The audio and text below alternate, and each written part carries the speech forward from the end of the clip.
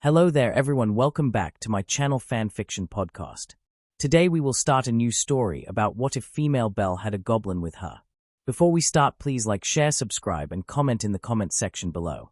The Rabbit and the Goblin. He sighed as he felt his fist crack the head beneath it. Ripping off an arm of the goblin, he stuffed it into his mouth. Crispy. He thought sardonically.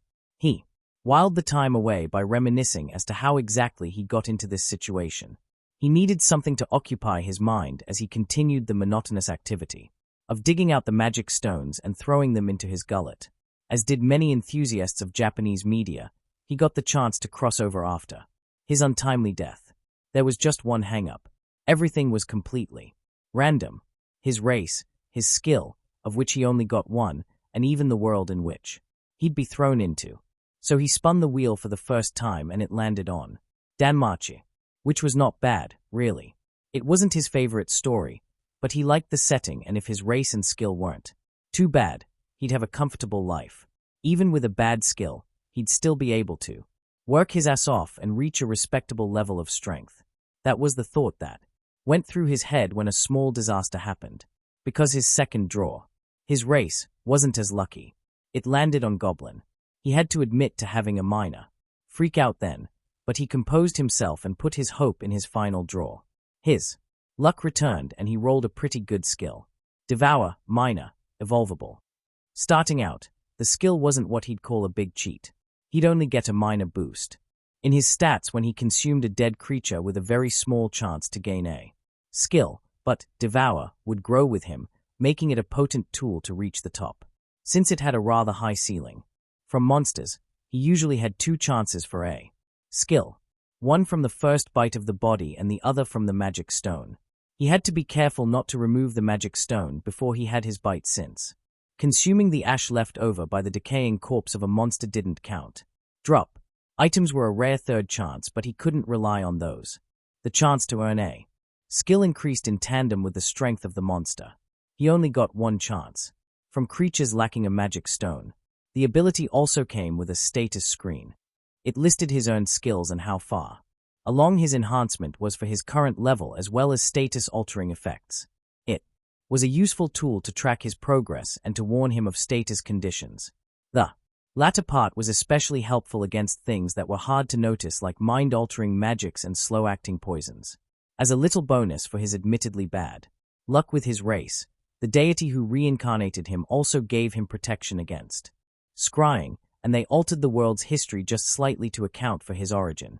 As far as the gods in this world would know, he was a dungeon-born monster who somehow had a lot of jumbled knowledge in his head, in addition to having strange dreams of a life not lived. Uranos would probably assume he was a Xenos who inherited partial memories of his former incarnation, which wasn't far off the mark. To be honest, most other gods would have no idea what to make of him. He was fine with all of that, honestly. He didn't have anything to come back to in his former life, so he'd enjoy this one to its fullest, even if it had a bit of a rough start. As far as he was concerned, this second chance was his reality now, and his background may as well have been the truth.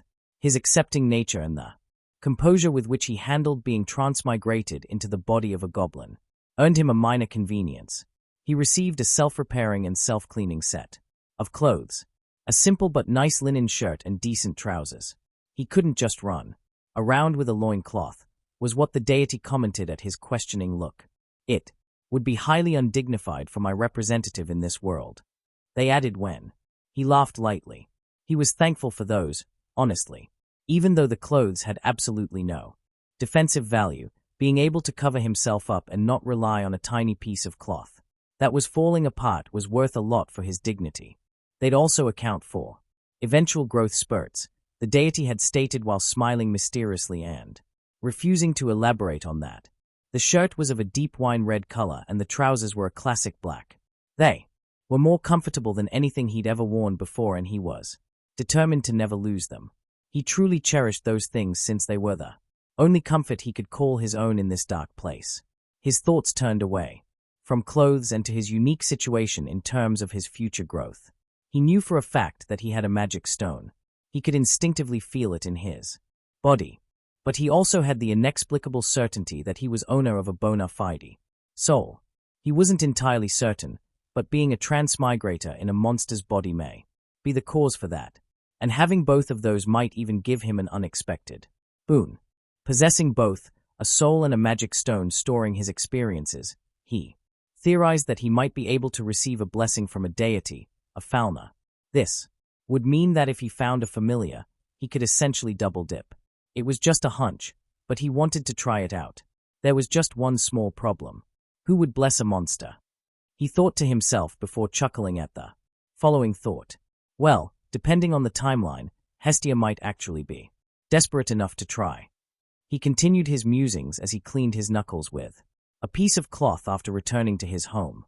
It was just a well-hidden natural opening in the dungeon wall where he slept and stored his pilfered items. This place was one of those where no monsters spawned, a spot protected from the dungeon force, as he called it. Items and bodies also weren't absorbed by the dungeon as long as they were stored in such a location. This was the only one of those in the second floor and one of only 3 in the first 5, so he took it over. Anyways, he spawned on the second floor, instantly knowing the layout of the first couple of floors of the dungeon. That was probably a boon from being a dungeon-born entity that most monsters couldn't properly use since they had no intelligence to speak of. They were drones, created to test and slaughter adventurers, and only a rare few were born with a measure of spiritual wisdom. Xenos, they were called, his distant cousins. Suddenly, he heard unusual clamoring. This corner of the second floor was rarely visited because of its low spawn rate, which made the sounds of battle even more unexpected. Might be a falling out between adventurers, he thought. Curiosity and boredom made him decide to check it out. Carefully, of course. He engaged the one skill he had gotten so far, a one with the shadows. He got it from a lucky kill, managing to end a war shadow that had somehow wandered up to the second floor. Even though he wounded it before it could ambush him, it still nearly managed to murder him by stabbing his chest thanks to its quick reflexes and higher stats. That moment always brought some cold sweat to his forehead when he thought about it. Still, it was a blessing in disguise, since what he got out of it was exceedingly useful for a number of things, mostly hiding at the moment, but he could see more utility down the line, such as finding hidden enemies and resources. The skill was an active one with a small passive side effect of being able to detect things hidden in the shadows. Not a bad first skill at all, he thought to himself. Ending his reminiscence, he sneaked to the origin of the noise and found a young girl with a petite figure, blindingly white hair which was stained by blood, and desperate red eyes. No fucking way, he thought to himself, already forming a suspicion as to who she was as he watched her fiercely struggle against 2 goblins and 3 kobolds. 2 more kobolds were already dispatched, killed by precise stabs. I can wonder later, now I really should help her. Decision made, he rushed the first bipedal dog-like creature. A quick punch to its throat pulled its attention and disengaged his stealth, but it was already too late to react. A kick against its knee joint made it buckle, and that short distraction was lethal. The trusty rusty knife he had pilfered a few days ago was pushed into its carotid artery, or at least its equivalent. He had no idea if the medical terms of his old world still applied here. With a quick jerk, he opened a second mouth that spat out blood in copious amounts. His attention quickly turned to the goblin that was trying to bull rush him as the light left the kobold's eyes. He didn't receive the charge, opting to leap over the small creature instead. He landed in a roll, jumping to his feet immediately and, thanks to tactical positioning, found himself in the perfect spot to ambush the second kobold. The beast was currently busy taking swipes at the girl, which she only barely managed to avoid.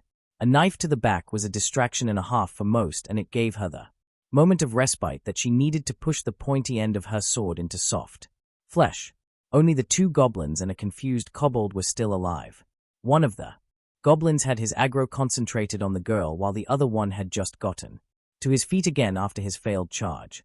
He trusted her to take care of hers after seeing her skill level and approached the other one while keeping an eye on the remaining kobold. It released a sound that might have been menacing if it didn't come from an emaciated green creature. Well, not that I am one to talk, he thought self-depreciatingly before focusing. Those creatures lacked intelligence, that much was true, but they made up for it with an extra portion of viciousness. Once they got their grabby little claws on you, they wouldn't let go, even in death. The beastly thing didn't learn from its mistakes, and once again lunged at him. He opted to shift his stance to the side a bit and waited for the perfect moment to strike. He avoided the lunge perfectly with a nifty bit of footwork before his knife penetrated deeply into its unprotected back. Then the unthinkable happened. The blade snapped from the handle. Involuntarily, a sad keening sound slipped past his lips and he cursed the strange instincts he was blessed with after his rebirth. Goblins were hoarders apparently, and they disliked their possessions breaking or disappearing. Putting it out of his mind, he turned to the girl who had dealt with the leftover goblin by now. The kobold was quickly dispatched by the two of them double-teaming the rabid creature. Its failure to commit to one of its targets certainly didn't do it any favors. Once the battlefield was clear of enemies, their wordless alliance came to an end. He looked sadly at the handle of his weapon. A sigh slipped past his lips. Before he glanced at the girl, she was watching him with weariness in her eyes, but her sword wasn't raised, so he took that as a win. Seemingly without a care in the world, he plopped down on the dungeon's floor in a deliberate gesture. He then waited while watching her, causing her vigilance to give way to curiosity.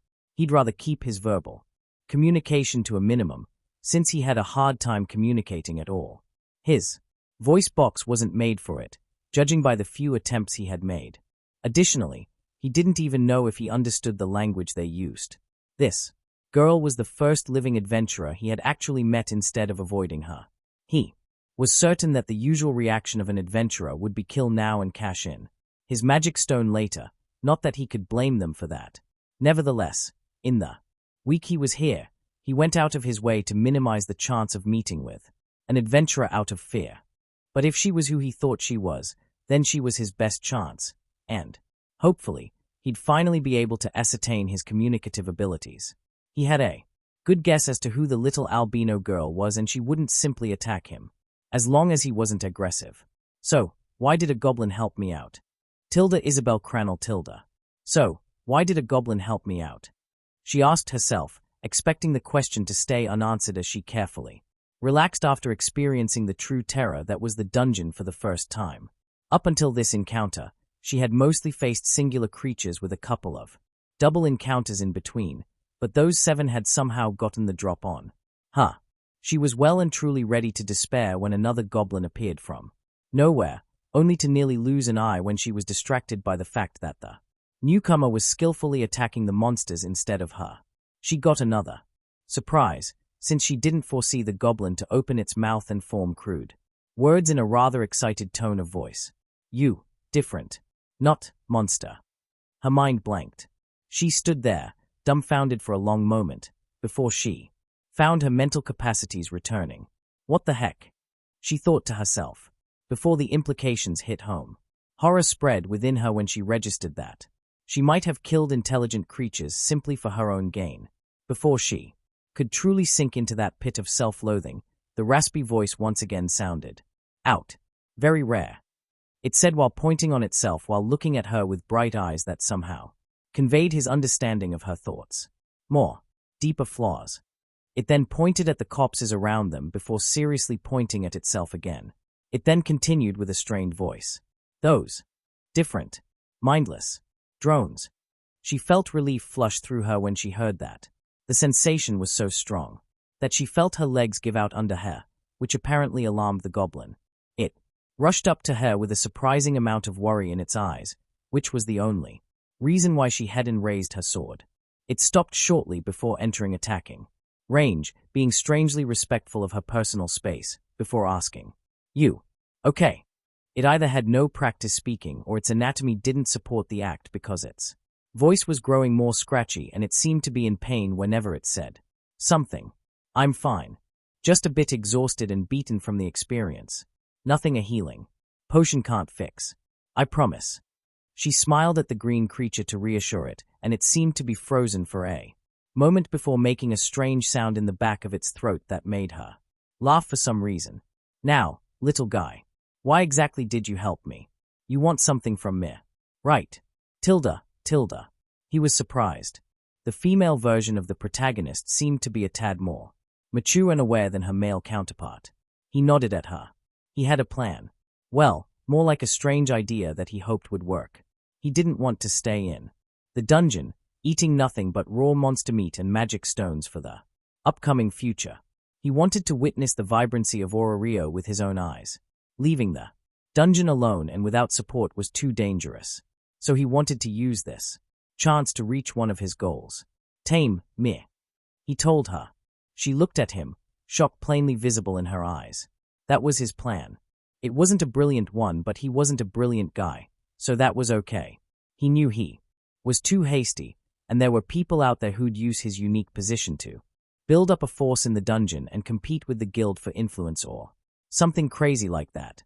But that wasn't who he was. He knew he had a decent head on his shoulders, but he disliked scheming and lying, misdirecting and obfuscating. He'd much rather spend his days in the sun instead of growing strong in the shadows. And this girl was his chance for that. He knew the male version, and he was a guy with a heart of gold. He wouldn't sacrifice anyone ever, not even a monster he somehow tamed. It was more likely that he'd throw himself in front of it to protect it from death. And, even though it was a bit of a gamble, he was almost certain she shared this quality from her freak out over killing monsters that might have been intelligent. This plan wouldn't just allow him to leave. No, not at all. It would also bind him to the plot of this world. This could end in one of two ways. Either he got some of that plot armor by extension, or he would end up being character development for the main character. Until one of those happened, his new position would make acquiring resources easier, since Belle was pulled into all kinds of strange situations. In the original, he, or rather she in this case, was the protagonist. She would certainly reach the top. Why not support her and leech off a bit at the same time? It was mutually beneficial, and he was nearly certain she wouldn't treat him badly at all. What? Why would you even want that? And how could I possibly do that? I know nothing about taming. She was flustered and confused. He could understand that. It was an out there request after all. He wasn't certain as to how they'd have to go about it, but he definitely didn't want to risk being detected as an untamed monster with intelligence, so he'd rather not try and fake it. Concentrate, he told her. He had no idea if this would work, but if they both wanted the connection, it should, right? He was hopeful, and for some reason, she seemed to be willing to try at least. She looked cute like that, with a face scrunched up in concentration. He focused on his wish too, pushing his desire to see the sun and the rambunctious bustling of Orario to the forefront. A message from his status screen pulled him from the state he was in, and he nearly performed a little jig from joy. It was different from what he thought it would be. There were several choices, and one of those might actually be the better option than being a regular tamed monster. A warning: attempt to establish a bond detected. Do you want to proceed? If yes, choose the kind of bond. Slave bond. Enslaves you to the bond master. Bond of equals. Symbiotic bond that benefits both parties. Breaks with severe backlash for the offender if either of you intentionally harms their bondmate with malicious intent. Master bond. Enslaves the person who tries to establish a bond with you. Warning: people with strong willpower or overwhelmingly higher strength will resist the attempt. Seeing what was usually an instinctive choice textualized in front of him was interesting. He didn't know exactly how it usually worked, but he already suspected he'd prefer this. Shaking his head, he already knew what he'd end up choosing: the bond of equals. He wasn't even tempted to go for the master bond. Not only was he fairly certain that she could have withstood the attempt, being a strong-willed protagonist and all, but he also didn't see a reason to do so. This was one of those genuinely good and pure main characters originating from Japanese media. There was absolutely no need to antagonize her. Additionally, slavery was a reprehensible practice, and he'd only wish it upon the most heinous of people. Rapists and the like. He may have been a goblin now, but those goblin slayer-type bastards weren't his role model at all. He'd rather build a genuine partnership with her. Having thought it through, he decisively chose the bond of equals. He gasped when he felt something connect to the deepest part of him. He was certain that what he just felt was something latching onto his soul. The girl seemed to feel something similar, since she released a cute little squeak before gasping and opening her eyes wide. Well, that was certainly different. He thought to himself, with their newly formed bond on his mind, only to look at his new partner incredulously when he heard her melodic voice in his head. Yeah, they looked at each other wide-eyed. Was this one of those mutual benefits? This could cause as much trouble as it could be useful, and he just hoped he'd be able to protect his thoughts from her in the future. Seeing that his undirected musings didn't provoke an answer, he inferred that if he wanted to communicate, he'd have to actively think with her in mind. It's fine like that. He thought at her, and his partner seemed to share his conclusion as she nodded along. So, what now? She asked him, and he smiled an ugly smile. Not because he was unhappy with this or anything. It's just, he was a goblin and those weren't known to be handsome. Fellows, let's exchange names and leave this place for today. A short stop at my place might be a good idea, though. There might be something useful in the stuff I've pilfered from the adventurers that died in here.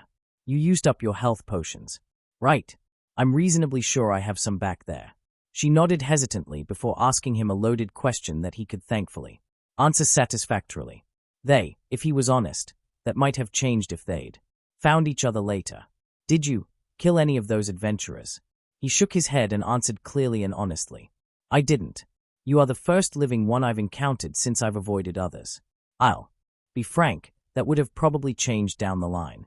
Most of those diving the dungeon are greedy fellows, and if they find a strange monster, they either kill or capture it, usually for the guild, but I'm sure there are other forces who'd be interested. I'd rather kill and even die than letting that happen to me. She nodded, deep in thought for a moment, before bouncing back and smiling at him. She then answered the indirect question he had asked earlier. She even volunteered some more information than he'd asked. I'm Isabel Cranell, but my friends call me Belle. I'm diving into the dungeon to become a hero and to spread my familiar's name. I joined my goddess recently and I'm her captain by default since I'm her only member. Nice to meet you. Her smile took on a note of genuine joy when she talked about who he presumed to be Hestia, and he joked. I can already see it. This innocent vibe will cause many problems for us. Things would be much easier if you were tall, dark, and unapproachable. She tilted her head a bit, not quite knowing how to answer his off-topic comment. He waved her concerns away and mentally sighed. No matter, I'll just have to slaughter all those who threaten your safety. He didn't notice that the impulse was a fair bit more violent than what he was usually comfortable with, but even if he'd noticed, he'd have chalked it up to his new monster instincts. With that thought temporarily sidelined, he mused about what he wanted to call himself here. He didn't know his former name anymore, so that was out. His knowledge about famous goblins was pretty spotty too, since he really didn't focus too much on anything related to them. He did remember some from the Harry Potter series, but were they really suitable? I guess I could call myself Ragnik. That fellow was known as the finest smith of his time, and he was even a king. I'd like to learn this world's smithing techniques, since I dabbled a bit with it as a hobby back then. But the UK on its end sounds a bit strange. Ragnar then. It's close enough and sounds pretty cool. It's also the name of that famous Viking who mostly used axes in battle. It fits perfectly. Nodding to himself, he confirmed his choice by introducing himself. My name is Ragnar. I'm glad that the first human I've officially met is a nice one. Now, we are bonded, and since the choices were threefold, I chose the one that benefits us the most, just so you know. She seemed surprised, and he wasn't sure what triggered her befuddled state. His answer came in the form of an inquiry. There were choices. From what I've heard, taming consists of beating up a monster until it's docile. I never knew that there were different types of taming. He could understand her curiosity on the topic, but this wasn't really the time for this.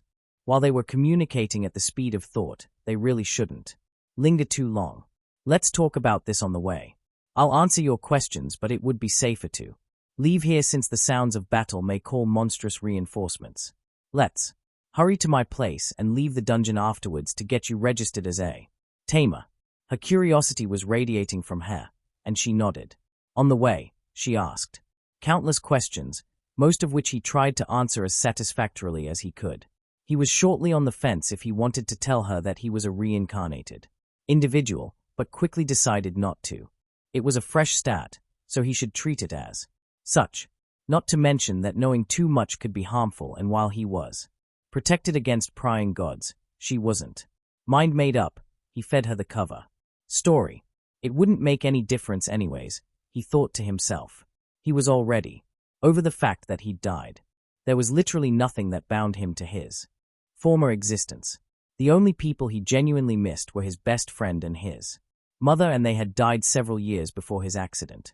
Better start anew. A new life. A chance to live a fulfilled one with genuine bonds and maybe a family to call my own. Their rather lively mind-to-mind was interrupted several times by monster spawns, and in the end by the fact that they reached his stash. The backpack he had all of. His stuff stored in was bigger than Huss, so they traded after she gulped down a potion to take care of the lingering injuries. Afterwards, they left for the entrance of the dungeon, which they reached quickly thanks to some shortcuts he instinctively knew. There were some adventurers here and there, and Belle got some strange looks from them for having a goblin follow her around, but when they saw him being docile and not even react to their presence, they left them alone. The newcomers were usually confused and didn't know how to react, while the more experienced ones ignored it, presuming that she'd tamed a monster. He was glad that they didn't run into one of those cliches where someone would attack him in self-righteous anger, only to be stopped by Belle. They would then go on and harbor a grudge and become a problem down the line. Stepping out into the sun for the first time in this life was an experience that put a serene smile on his face. His good mood was noticed by Belle, and she gifted him her own small quirk of her lips. How is it, seeing daylight for the first time, even though it's already fading?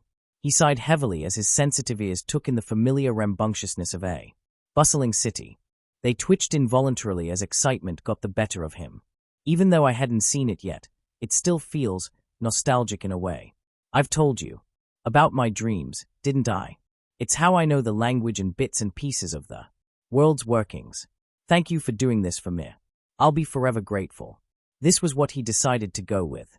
It was the easiest way to explain his knowledge, and with the changes the seemingly superior deity who reincarnated him made to the world's history, it would register as the truth for the local gods. She blushed lightly and waved her hands in front of herself in a panicky gesture. Now that he got a good look at her in better light, he could definitely say she was a cute one. The harmless rabbit aesthetic of Belle worked infinitely better as a female, and she truly resembled a cute little agitated bunny when she was flailing around. Like that. While she was a bit lacking in the chest department, she did have well-developed thighs and subtle but soft feminine curves. Overall, she was a cute beauty. No need to thank me, really. You pretty much saved my life back there. It was my first fight against that many opponents, and I was tired, had already used my 2 potions, and had a bleeding head wound that would have bled into my eye sooner or later, which would have impaired my sight. I have to thank you. My goddess would have been heartbroken if something happened to her only child. She smiled fondly at the thought of her goddess, who was presumably Hestia. He could understand that. She was probably doting on her something fierce. She spent a long time searching for someone to add to her familiar. It must have been hell for her, especially since her divinity was one of home, hearth, and family. Sacrificial.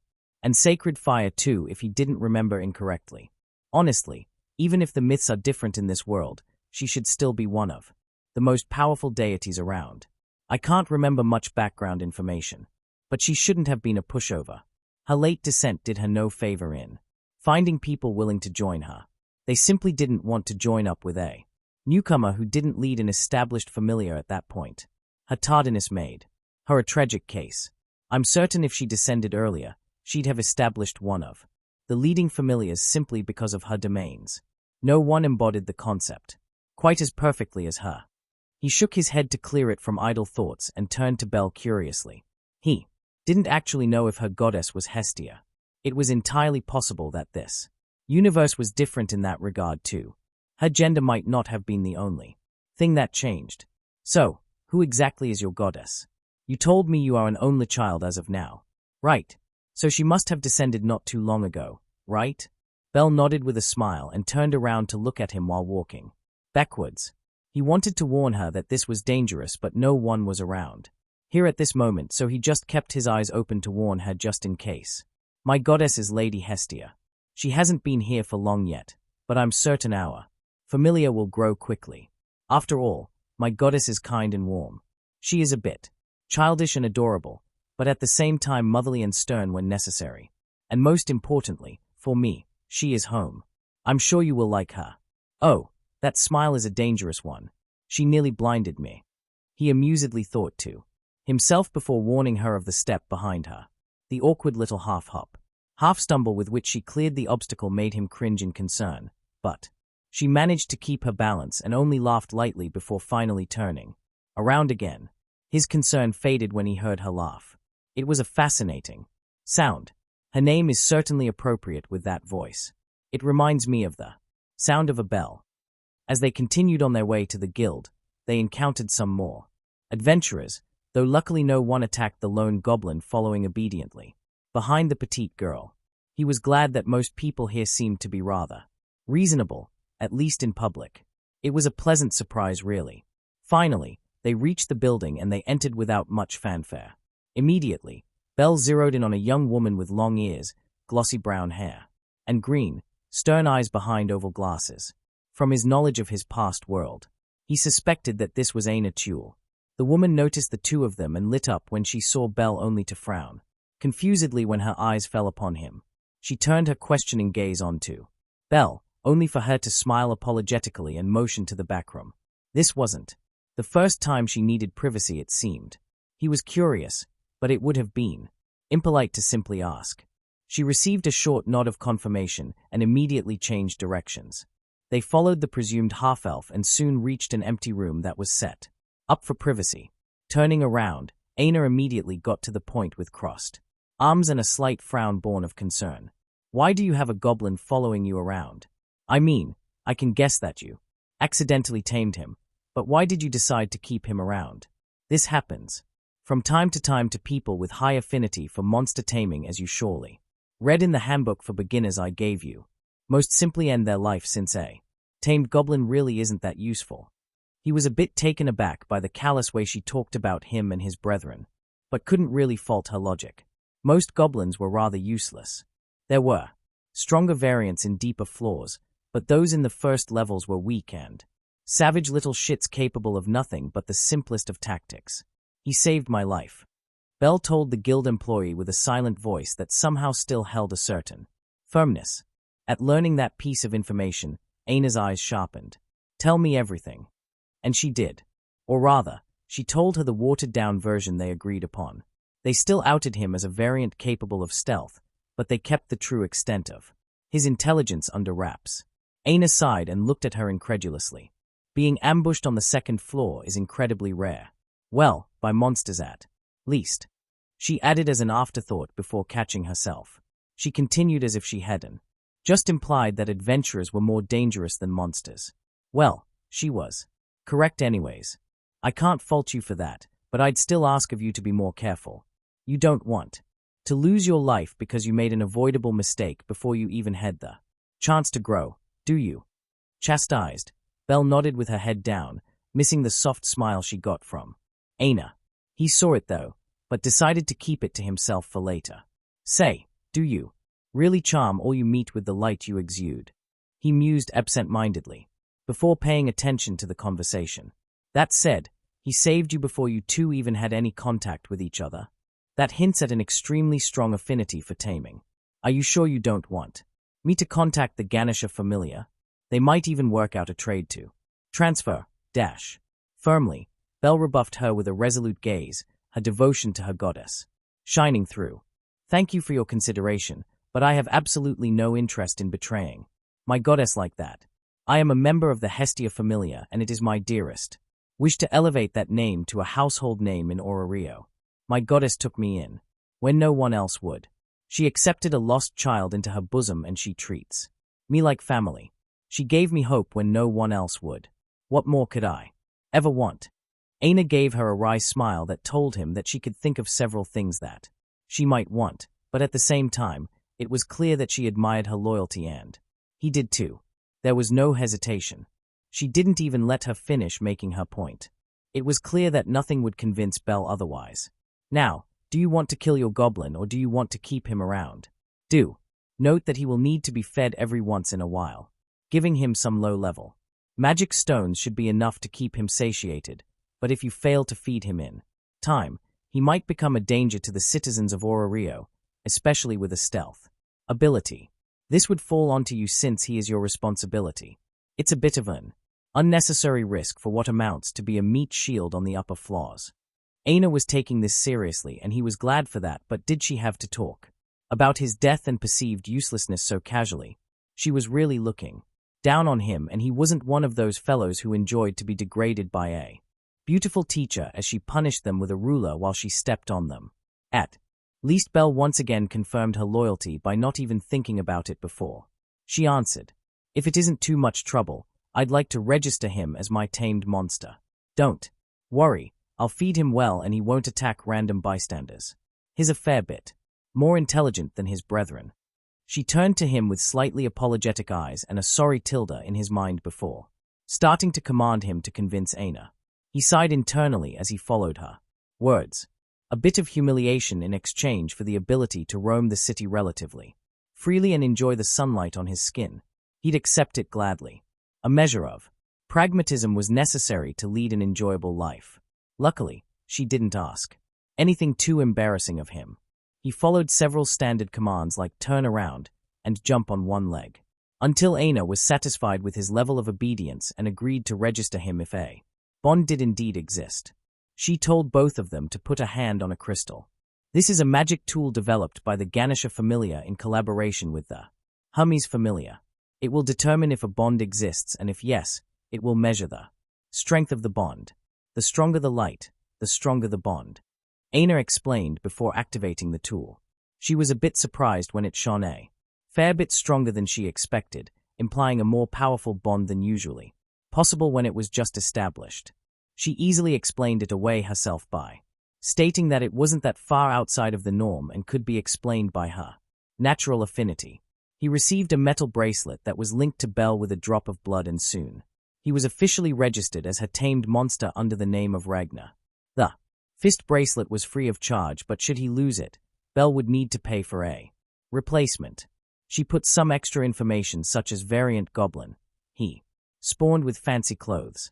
He must be a variant, and more skilled and intelligent than usual goblins before they were done.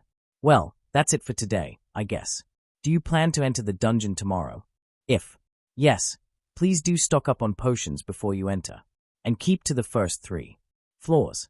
As you saw today, even the first few floors can be dangerous. She sedately nodded her acceptance before quickly dashing forward and tightly embracing the surprised woman. She quickly let go and fled the scene of her mischief with a light laugh. He followed, of course, and they quickly left the building after she exchanged today's loot at the counter for the appropriate amount of Valis. That went honestly better than expected. He mused in her direction, and she agreed with a hum. The sun still had a weak hold on the sky, sending its last rays over the city, so they decided to get some finger food on the way since Belle was hungry and she wanted to bring home something tasty for Hestia. As the darkness of the night finally took over the city, the magical lanterns continued to provide light for the otherwise obscured streets. They spent their time traveling with pleasant conversation flowing between them. He found himself pleasantly surprised that their personalities meshed quite well. Then again, she is just as friendly and open as her male counterpart, if a bit less naive, so it really shouldn't be that much of a surprise. He mused as they traversed the last stretch. Without incident, they reached the formerly abandoned church that was the current headquarters of the Hestia Familia. It wasn't quite a complete ruin, but it definitely counted as a dilapidated building.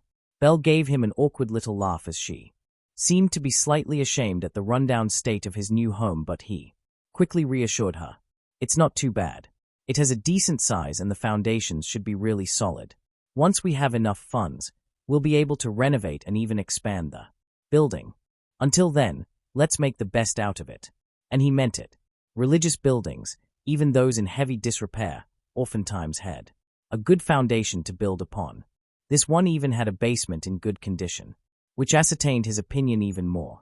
She had already accepted his unnatural knowledge base for a monster, so she didn't question him on his strange expertise.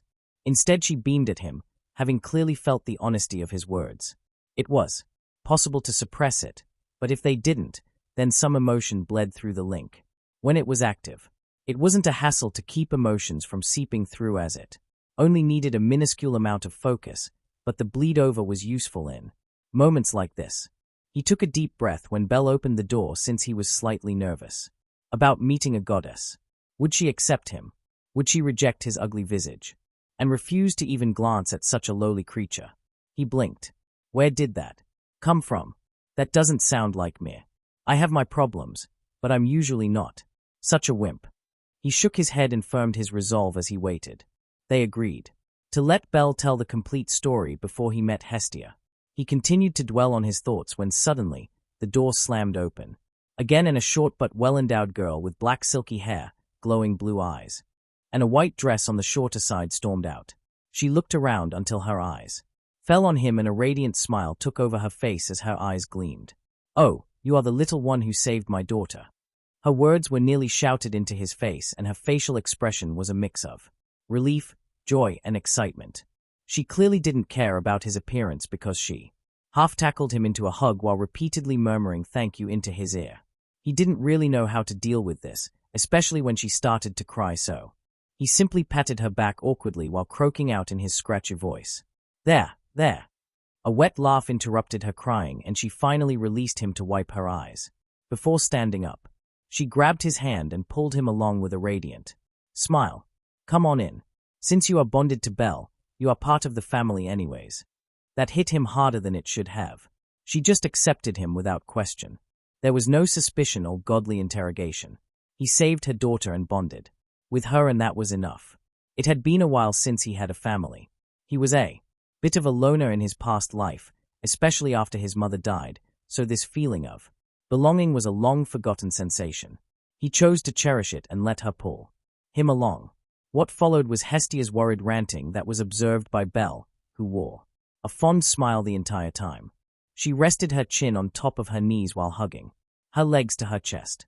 The goddess then went on excitedly that technically, she had a second child already.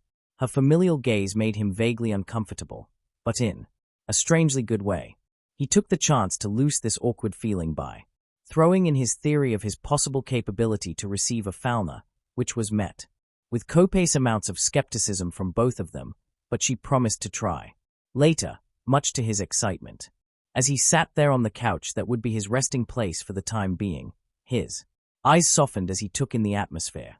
It didn't feel as if he'd only met those two today. Sure, their antics were somewhat familiar from the series and the novel, but it was more than that. His eyes widened slightly as he recognized the emotion that rose within him. It feels like being part of a family. It feels warm and welcoming. She really is the goddess who embodies the concept of a home. He realized a simple truth. Deities were truly beyond the mortals even in their sealed state. He vowed to himself that he'd genuinely connect to them, not just relying on the warmth provided by divinity. At first, he just wanted to help Belle a bit while leeching some of her plot armor, but he genuinely liked the girl and he'd do his best to keep her alive and away from excessive suffering. Seeing her light up like fireworks when she saw him enter hand in hand with their goddess was a precious image, and he wanted to see her this joyful as often as possible. His thoughts went to her dream and he pondered. She wants to be a hero, eh? She'll need trusty companions to achieve that. A party to support her goals. Let me be the first one. He grew excited as he found a reason to live beyond simply enjoying each day. He was a bit lost and only latched on for convenience. He hadn't thought much about what he wanted to achieve here, being too preoccupied with survival, but with his surging motivation, a long-term goal manifested. This is the prologue to our epos, an adventure that will be sung about in millennia still. Maybe we'll even manage a happy end. An excited grin spread on his face at the thought. This didn't sound like a bad goal at all. With his help, she'd reach heights never reached before and he'd grow right by her side.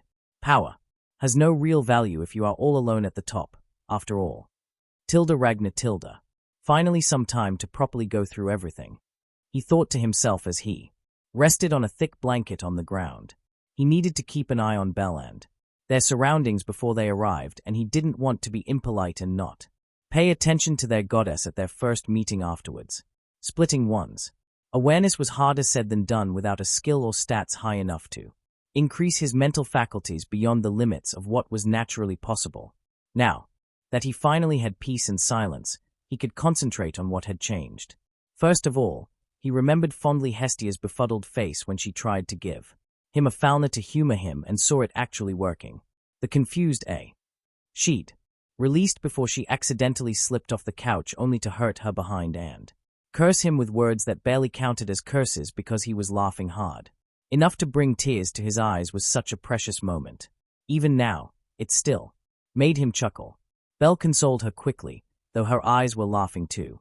She just had better control over herself. He shook his head with a smile to remove the idle thoughts and concentrated on what was important. His ability made him aware of the fact that his own strengthening method was indeed a separate one compared to Falna, but they influenced each other. Whereas Falna was a multiplicative strengthening that increased exponentially in effectiveness with each level, his devouring simply added to the base stats, making his body stronger and more durable while doing the same with his soul. Once he reached the value 1, he'd have reached the limit of what was possible for the first level, since obviously there was a limit as to how far those could be strengthened for each level. That said, passive skills that could be earned from monsters and other creatures could add a multiplicative factor into the equation, making the combination of both aspects of his ability extremely synergetic. Additionally, something would happen when he reached the limit each level, but he didn't exactly know what.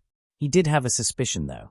And now, thanks to Hestia, I have found the 2, which is absolutely bonkers. 3. Different methods of strengthening, for if my hunch is correct, but let's not count that one yet, and while one of those is luck-based, the other 2 are simple. Accumulation. Even better, my ability to digest magic stones will help in accumulating Excelia. My stats collectively started at I0, as they should, which is a good thing since it shows that even with the minor strengthening my body already went through, Excelia hasn't added to that strengthening yet since no Falna was present at the time. A stronger body would allow him to naturally break the usual limits of how much Excelia could be collected per stat, since it was the body's and soul's durability that limited the possible gains. He couldn't help but smile at how broken this would end up being. His eyes fell on the pitiful value he had accumulated as of yet. 0.08. No matter, slow and steady wins the race. It should speed up instead of slowing down anyways. We will snowball so hard if we manage to survive. He also started out with an innate skill, which was a rarity, especially since it seemed to be a rare one, meaning it was one that was unique to him. He was surprised that both major strengthening systems seemed to be able to interact with each other. Efficiency. Much is lost in the search for strength. And yet, we chase it. Just remember to strive for ultimate efficiency. Maximizes Excelia gain from the first 10 sources after activation.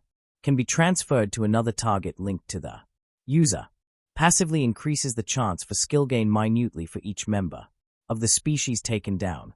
This effect is increased during cooldown period. Cooldown. 24 hours.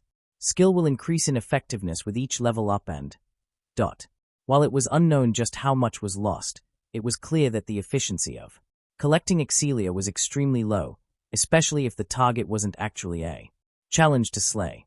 This skill would mitigate that fact to an extent. It was also something that would help with training up new adventurers who joined the familiar. But the biggest use they'd get out of it was when they'd hunt big game. Just imagining popping this skill before slaying a Goliath or another big one made him all fired up. Getting those gains with 100% efficiency sounded amazing. And since magic stones counted as Excelia source for him, they'd be included within the skill's effects. It would allow him to once again double dip. It was a good skill. Overall, Lyra's freeze is still superior, since even though it's not as clear-cut as efficiency, it isn't limited by the amount of targets and works even while regular training, though it does need strong drive and a powerful will to be really effective. It has a limit-breaking effect too, though I have that through my own peculiarity so I don't lose out on that front. I really hope she'll get it or at least something similar. That skill was just too much of a game changer. Theoretically, I'll be able to make her strong without it and snowball her to greater heights. But he wanted her to grow strong quickly since he knew some of what would happen in the future. Personal strength was the only way to truly ensure safety. He sighed and closed his eyes. He decided that it would soon be time to rest. His mind decided to instead wander to her stats. Surprisingly, even after the warning Hestia gave her, she had allowed him to read her stats, telling her that she trusted him completely. It was touching but naive to a frustrating degree. Nevertheless, this information allowed him to roughly guess where they were in the storyline. STR, I-57. End, I-13. DEX, I-83. AGI, I-118. MAG, I-0. If the difference in gender, their slightly differing personalities, and the unusual ambush on floor 2 were part of the equation, then this should have been around a week before the Minotaur encounter. Would that still happen, or did the butterfly already flap its wings? A funny theory that had sprung up in his previous world came to his mind. Some people thought that this Minotaur was later reborn as the unlucky fellow who suffered beneath Otter, who went on and became Asturias after yet again being killed.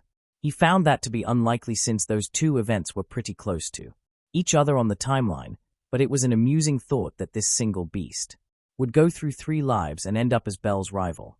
Still, could he prepare for the encounter at this point? Except for growing stronger and acquiring some funds to equip themselves properly, in addition to warning her that some monsters from further down might make it to the upper floors. He couldn't really do anything. Maybe read up on those pesky bullmen and try to discern some weaknesses. Releasing a silent growl of frustration, he tried to shift his focus towards falling into Morpheus's embrace. He found it a bit challenging, however, to find peace when so many things occupied one's mind. That was, he wasn't a genius or even especially smart, but with their lives on the line, it was hard not to think. Forcefully shutting down his musings, he decided firmly to get some sleep. He was the master of his body and not the other way around. He had to be well rested if he wanted to properly help her slaughter their way through the upper floors. Tilda Bell Cranel Tilda. What a day, she thought to herself as she lay awake, unable to fall into a much-needed rest. Her mind was too active, too wound up to let that happen. She took care that none of her thoughts made it through the channel she shared with Ragnar. Since she wanted him to rest, he deserved it after the day they had. She'd never have thought that a goblin of all things would ever save her life. Or become a friend for that matter, and so quickly too. Grandfather always said that all men were pigs, he himself included, and that she shouldn't ever trust them. She thanked her missing grandfather in her mind. He made sure that if she ever went to Orario to become a hero, she wouldn't do so as a naive and trusting fool. And yet, she disclosed her status to someone she only knew for a day. He'd be disappointed, wouldn't he? She thought with a wry smile. He told her there were more dangerous beasts out there than monsters, and that she should be as wary of those as she was of monsters. The stories he told her were eye-opening and a well-received warning. But a goblin was a monster already, so did he count as one of those more dangerous beasts too? She shook her head and concentrated on not letting her mind wander too much. She didn't want to condemn everyone for the actions of a few, and she wouldn't. She did, however, get quite a few leers and unsavory proposals during her hunt for a familiar. Some of the more revolting people she interacted with came to her mind. Let me have you for the night, and I'll put in a good word for YA. What do you say, lass? I'll definitely make it worth your time. That one and similar suggestions were made to her several times, and she shivered in disgust at the looks they threw her. While doing so, it was the first time she really understood her grandfather's words. It was to be expected, since she went fairly deep into the seedier territories of Orario in her desperate search for a familiar. Not her best idea, she admitted to herself with a wince. This could have ended far worse than some lewd comments. For her, she was just glad she had THST part of her journey behind her. When she compared those men with her interactions with Ragnar, he came away from the comparison with shiny colors. MOT one unsavory comment or overly lustful leer. Maybe those erotic books she received as a gift from the other girls in the village weren't as accurate as they always claimed to be in regards to goblins. She blushed at those errant thoughts and shook her head to clear it. Her musings went back to Ragnar while being careful to not activate their link. If she were to be honest, she thought he was a bit of a simpleton at first with his stunted speech and that strange decision to bind himself to her at their first meeting. It would have been understandable, since goblins weren't known for their intelligence. She still would have cherished and protected him for the fact alone that she owed him her life. But once their link snapped into place and they communicated through their minds. For the first time, she quickly understood that his voice was simply an anatomical problem and his intellect was fully intact. Not just that, but he was notably bright and charismatic. A warm undertone that spoke of a trust he shouldn't yet have in her echoed through his mind's voice, which sounded like a smooth baritone to her. That confused and delighted her in equal measure. From the way he talked, it was clear he knew more than he should have. The explanation in the form of dreams was strange, but it definitely wasn't the weirdest thing she'd ever heard. Some of the stories from her grandfather still befuddled her, and she didn't know if he was messing with her or not. He seemed to be earnest back then, and she didn't want to tarnish his memory by posthumously calling him a liar. She decided that she would make an effort to keep her mind as open as possible. If even a creature called savage and dangerous by most people had such a range of surprises in store for her, who else would break the mold of what she thought she knew? It was better if she started to expect the unexpected then. Hopefully, those surprises would be as positive as their little goblin. All those thoughts about the new addition to their familiar of two increased her already mounting excitement even more.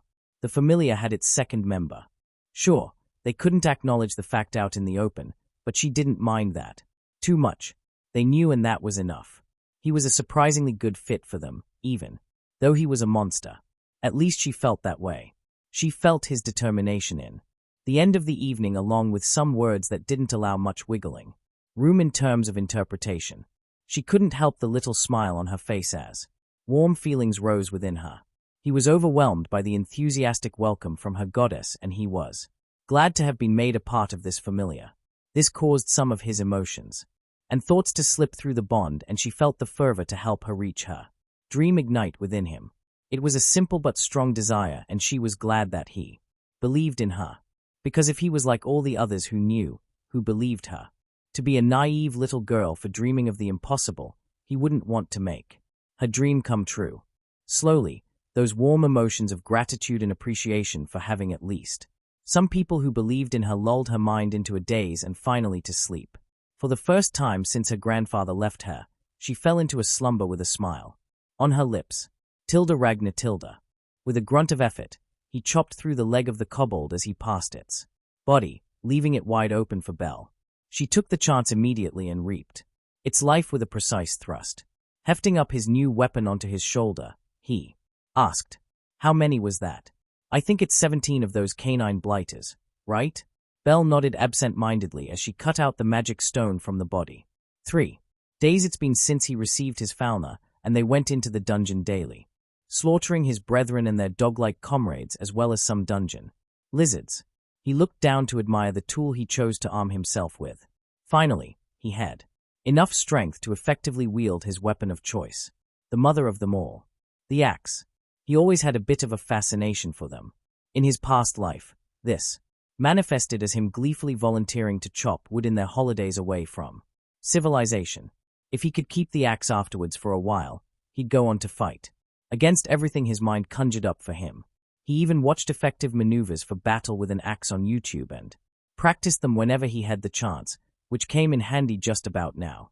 He could finally wield it to do its sacred duty, chopping monsters apart, carving the flesh of those who stood against them, blood for the blood god, skulls for the skull throne, and all that. "You want to eat a piece of this one?" She interrupted his unintended training arc flashback with a question delivered with a curious head tilt. She was already holding out the chopped-off leg to him. She got used to that way too quickly.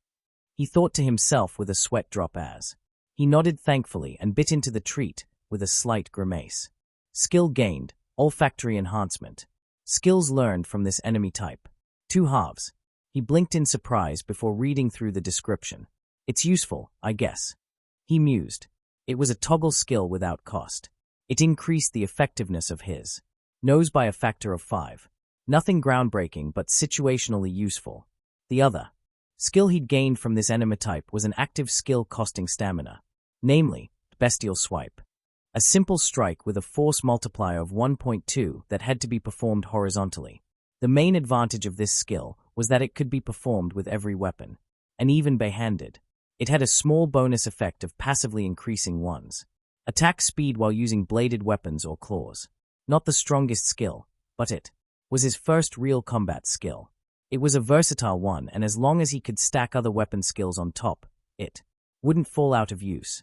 He'd have to wait until he got another one to test it, but he was optimistic about it. Luckily, he didn't need to call out its name every time he used it. Thinking of activating it was enough. I've gained the second skill from this one. Let's concentrate on dungeon lizards. Next, she hummed and nodded before stashing away the magic stone and answering mentally, "Yeah, makes sense. Goblins and kobolds aren't really a challenge anymore.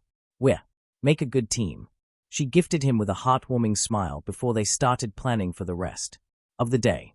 One of the big advantages they had over the other adventurers was that he could instinctively sense safe places, such as the one he led them to. They could truly rest and plan while others needed to be careful just in case of a monster spawning close by. This sector is dominated by kobolds, so if we want to focus on the lizards, we'll need to relocate. North from here should be a pretty good spawn for them, but it's in the open and probably well known. If we go west and use a little shortcut there, we'll find another spawn point for them. It's well hidden and most likely less known. Other monsters will spawn too, but the lizards are the clear majority there. He gave his opinion and waited for her input. She thought it over for a moment, before agreeing with a decisive nod. "Sounds good. I'll follow your lead." Finding the creatures wasn't hard once they entered their territory, at least in the upper floors. The further down they went, the more chaotic the dungeon behaved. As long as they still had the advantage of knowledge, they'd use it, though. Speaking of advantages, they researched the monsters beforehand and knew their hunting tactics. Dungeon lizards preferred to ambush their prey by climbing the walls with their uniquely suited limbs ending in sucker discs. His ability to see all things hidden within shadows came in handy here. And so they continued to commit mass murder on poor little dungeon creatures. Their rhythm had long since cinched up and their trust in each other transcended the time they spent together. He didn't just fight for the accomplishment of growing stronger either. Instead, he found joy in their shared dance of combat, moving smoothly in tandem with his captain, dishing out violence and using the axe for what it was designed. Chop, chop, chop, tilde. He thought at Bell a bit too gleefully and received a stifled mental laugh for it. Vaguely, he felt that he should be a bit worried about enjoying the butchering of those creatures as much as he did, but he couldn't find it within himself to care. As he told Bell, they were drones, mindless tools to test the adventurer's mettle. Besides, more than once, he saw her flash a rather sharp smile too, so he wasn't the only one to enjoy what they were doing. If they found a Xenos, he'd try to talk them out of fighting, of course. Even though he wasn't exactly one himself, they could still be regarded as distantly related. He felt obligated to at least try and save them from their doom. But those drones, no need for mercy. Time passed and they advanced while slaughtering the ranks of dungeon lizards, and the occasional goblin or kobold, as they quickly grew familiar with their patterns. It wasn't that complicated, really. The overgrown geckos lurked in hard to see places or on the ceiling and waited patiently for adventurers to pass by close to them. They then pushed themselves from those hiding places at relatively high speed and ambushed said adventurers. If the ambush failed, they simply tried to kill them, with their maw or their limbs, tail included. Dealing with them wasn't too hard, even with their lower stats, especially after learning their rather simplistic attack patterns. Though, 3 or more of those could still pose a threat, and they did fall into a disadvantage sometimes when the dungeon decided to spawn 1 or 2 of them close enough to immediately enter the fray when they were already embroiled in battle. He quickly learned to cover Belle's blind spots, and she did the same for him. As such, they made sufficient headway into the 4th floor while being careful, and clearing up all the creatures they encountered without letting monster groups hound them into a dead end. Alas, all good things had to come to an end. It was rather late already, so they decided to finish up for the day after ending this final specimen. His axe clashed with the heavy slam from the overgrown lizard, veering it off course and creating an opening that Belle used with astounding precision. Her sword pierced through the creature's eye directly into its brain, ending its miserable existence as a drone for the entity named the dungeon. He sighed and smiled as he stretched his back. They had a good flow going, but he was on the verge of growing tired. He could feel his movements become more sluggish and sloppy, and while it didn't inhibit his combat ability yet, it was dangerous to continue fighting in such a state. Besides, it was time to let their goddess update their status. He had decided earlier in the week to only use the enhancements from his devouring ability for the first 4 floors, since it would increase the amount of Excelia he'd get out of the fights if they were a bit more challenging. Bell decided to follow along with it, and thus, they hadn't updated their status in some days.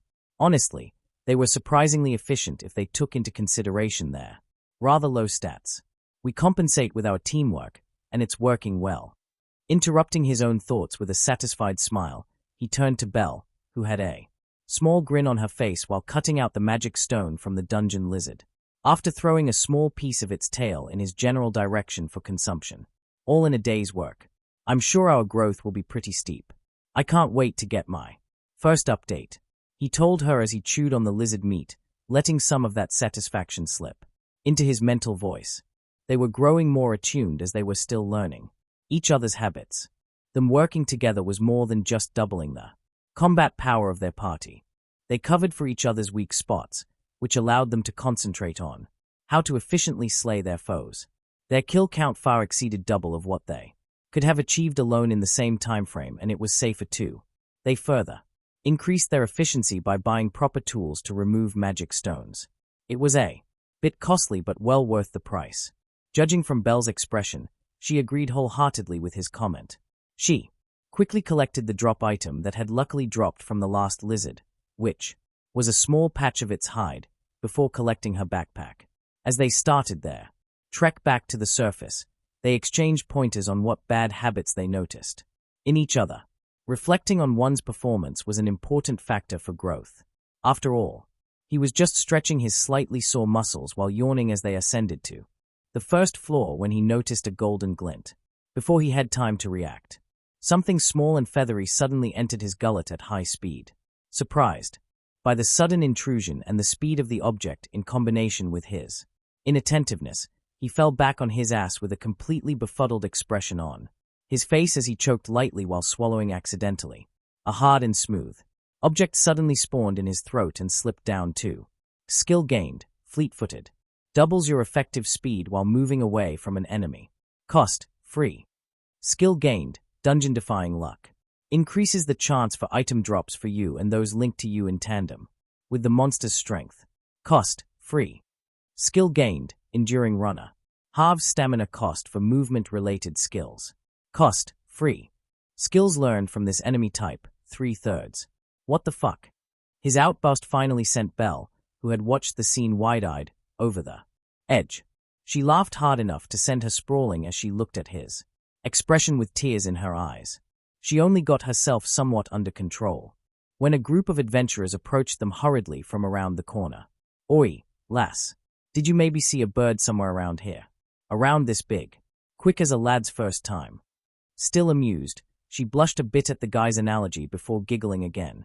Then she lied to their face. It bowled over my little companion here. Ran over his face and fled in that direction. Maybe you'll catch it if you hurry. The bearded man who had addressed her smiled excitedly and spurned on his group while calling out his thanks to her. Well, that was a pretty convincing lie, lass. He teased her lightly before rising to his feet and grimacing slightly. That fall definitely didn't help with the soreness. She gave him an unimpressed stare before explaining, I don't like lying and I try to avoid doing it whenever I can. But telling them that you accidentally swallowed a jackbird whole would have been suicide. They were level 2 judging by their speed. He already suspected the suicidal bird's identity, but it was nice to have it confirmed. It also explained the skills he got. What she said was true too. While those adventurers looked to be the crude but friendly sort, jackbirds dropped an item that could be sold for 1 million valis at least. And the drop rate was 100% if you somehow managed to catch and kill it. People committed murder and worse atrocities for far less. That said, he had to be more careful, more alert. If this was an attack, he wouldn't even have been able to react. He'd be dead and Bell would follow quickly, which really wasn't something he wanted. Resolving himself to be more attentive from now on, he explained what he got out of the kamikaze attack to Bell, who was surprised to say the least. You got 3 skills at once. That's great. But why? Is it because it's a rare spawn? Or maybe you really were just lucky. Anyways, fleet-footed sounds useful. For scouting, I think. If we combine it with your stealth, it's going to be even more effective. And if we are surrounded by enemies, it will be active all the time. She mused as they continued on. He had thought of some of those scenarios too, and he agreed wholeheartedly with her. This was an awesome skill. Simply the fact that it was a passive skill that had no cost made it a jackpot draw. And that wasn't even the strongest one he got, though to be fair, those two synergized supremely. Well, right now, Enduring Runner was nearly useless since he only had one active movement skill in his possession, and it was a cheap one. But that would change as soon as he got his first one with a significant cost, unconditionally halving all costs from skills falling into the movement bracket was overpowered. He could already think of several ways to abuse the crap out of that. The time flew by as he continued to think up possibilities for his new skills usage. He was aware of the fact that he was geeking out a bit, but as long as Belle humored him with a light smile on her face and warm amusement flowing through the bond, he'd continue being himself. No reason not to, really. It didn't take them all that long to reach the surface since the monsters here really didn't pose a threat to them anymore, especially with their low spawn rate. He stressed the importance of being alert with the war shadow he encountered in the second floor as an example, though. Once they stepped out of the dungeon, he realized that they still had a fair bit of daylight to use. Their trip to the guild was a quick one too, as Belle didn't need to talk to Aina at the moment and only greeted her shortly, which earned her a gentle smile. She traded in what they planned to before they left for better places. They decided to split the amount of magic stones they looted in half, with one half being sold and the other being consumed by him. As for drop items, they sold all those of the monsters he already maxed out on skills, which weren't many yet. At this particular moment, those included kobolds, goblins, and jackbirds. The latter was a truly rare spawn, which made it highly unlikely that they ever encountered one again. Kobolds were an abundant if boring resource, as were his mindless brethren. The only skill he earned from the goblins was Leap, which was a simple increase in jump power as long as the target was hostile against him or someone linked to him at the cost of a little bit of stamina. His only movement skill. He had gotten that one when he was snacking on some of their loot on their way back. Before he swallowed a whole raw bird, not really, and its usually unpalatable egg. His stomach's capacity was limited, you see, and while the conversion happening in there wasn't slow by any means, he was limited in how much he could consume at once. Because of that, they brought quite a few magic stones and drop items back up with them. They kept a good part of those in reserve. They still managed to cash in around 30,000 valis for the day and around triple that in total since they met. Even though they only slayed low-level creatures and kept most of the loot. Yeah, they slaughtered quite a few monitors, at least as far as rookie adventurers went. Let's get a real treat for our goddess. Are there any restaurants close by that would let us take our meal with us? He made a suggestion. Belle was just as enthusiastic and thought for a moment before lighting up. She then proceeded to tell him about what she heard from other adventurers that she'd met. Oh, the hostess of fertility shouldn't be that far away. I heard the prices there are reasonable and the portions they serve are massive. Not to mention that their cooking should be very tasty. At least that's what I got from the adventurers when I listened in the guild. He sighed internally. Another tricky decision. SYR, a waitress in that establishment, was a form that was sometimes used by Freya to experience a mundane life. Would the goddess of sluttery still be interested in Belle, even though she was female? Did she even care about gender, or was it just the soul that attracted her? He didn't know, and even if he did, it might be different here since it was clearly an alternate universe. He decided to wing it and nodded. It was a good idea overall, and if it came to it, getting that meeting out of the way since they wouldn't be able to avoid her on a permanent basis anyways was valid too. Maybe she wasn't even present today. And even if Freya was there, she wouldn't do much in public. She liked playing her games, which would keep them relatively safe for a while. He also shouldn't have too much to fear from her, except for his apparent connection to Belle, since her sight should be blocked by his protection from scrying. They quickly asked for directions and had to backtrack a bit before finding the pub/restaurant. His worries turned out to be unfounded since the thought Queen Inn disguise wasn't even working. Instead, Belle was served by one of the local Nekomata after she made clear that she wouldn't be occupying a table since she wanted to take the food with her. A cat, girl named Anya Fromel. And that girl was a chaotic disaster. Naya, you didn't want the pan-seared mammoth tuna in creamy white sauce with parsley potatoes and monster carrots. And the egg fried rice with spring onions. And 3 kinds of red meat wasn't for you either. But who ordered this, then? She was seriously incompetent.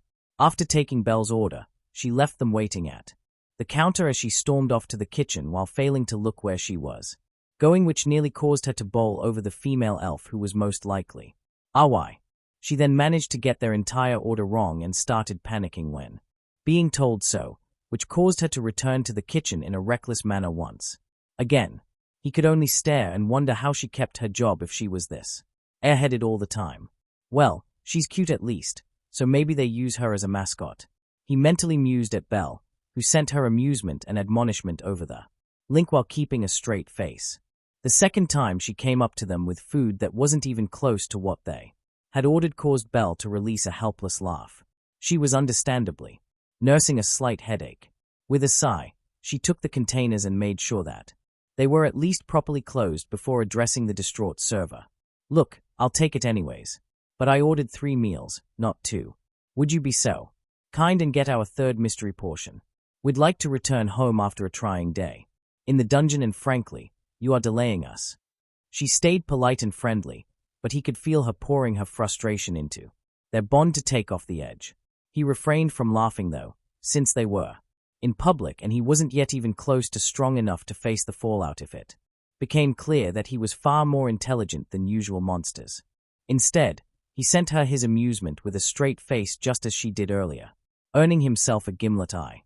Admittedly, the cat girl did look genuinely contrite, but that didn't give them back the time they lost here. As she hurried off to the kitchen, he started a conversation. She's an airhead, but, from what I can tell, she's quite a bit stronger than us. We won't sell her out to the owner of this place, and in exchange, we'll get a favor from her. He schemed maliciously. Belle looked over curiously without being too obvious about it. Really? She's strong. How did she survive in the dungeon long enough to grow strong when she seems to be the type to forget putting on shoes, or more essential things, before leaving her home? He nearly snorted at her comment, especially so since she conveyed genuine curiosity. She wasn't being mean, but she didn't understand how an airhead like her could reach far in an environment that demanded attention to details and alertness. I'm guessing she had good backup. She was probably part of a large and strong familiar before landing here, and her skill set may include something useful that was worth the pain it must be to keep her out of trouble. He didn't really remember much about this girl. He just knew she had a brother named Alan Fromel who was a higher up in the Freya familia. From what he could recall, they were estranged and Alan was a severe simp who cared for nothing else but pleasing the ultimate thought. Belle hummed before nodding. His deduction was logical after all. They were interrupted by Anya, the terrible server, who returned with a mightily proud smile on her face, and she was holding a dish they actually ordered in her hands. The mixed surprise dumplings with a side of a secret dipping sauce. Nyaha, I found your order and chose the one that fits the other 2 dishes the best.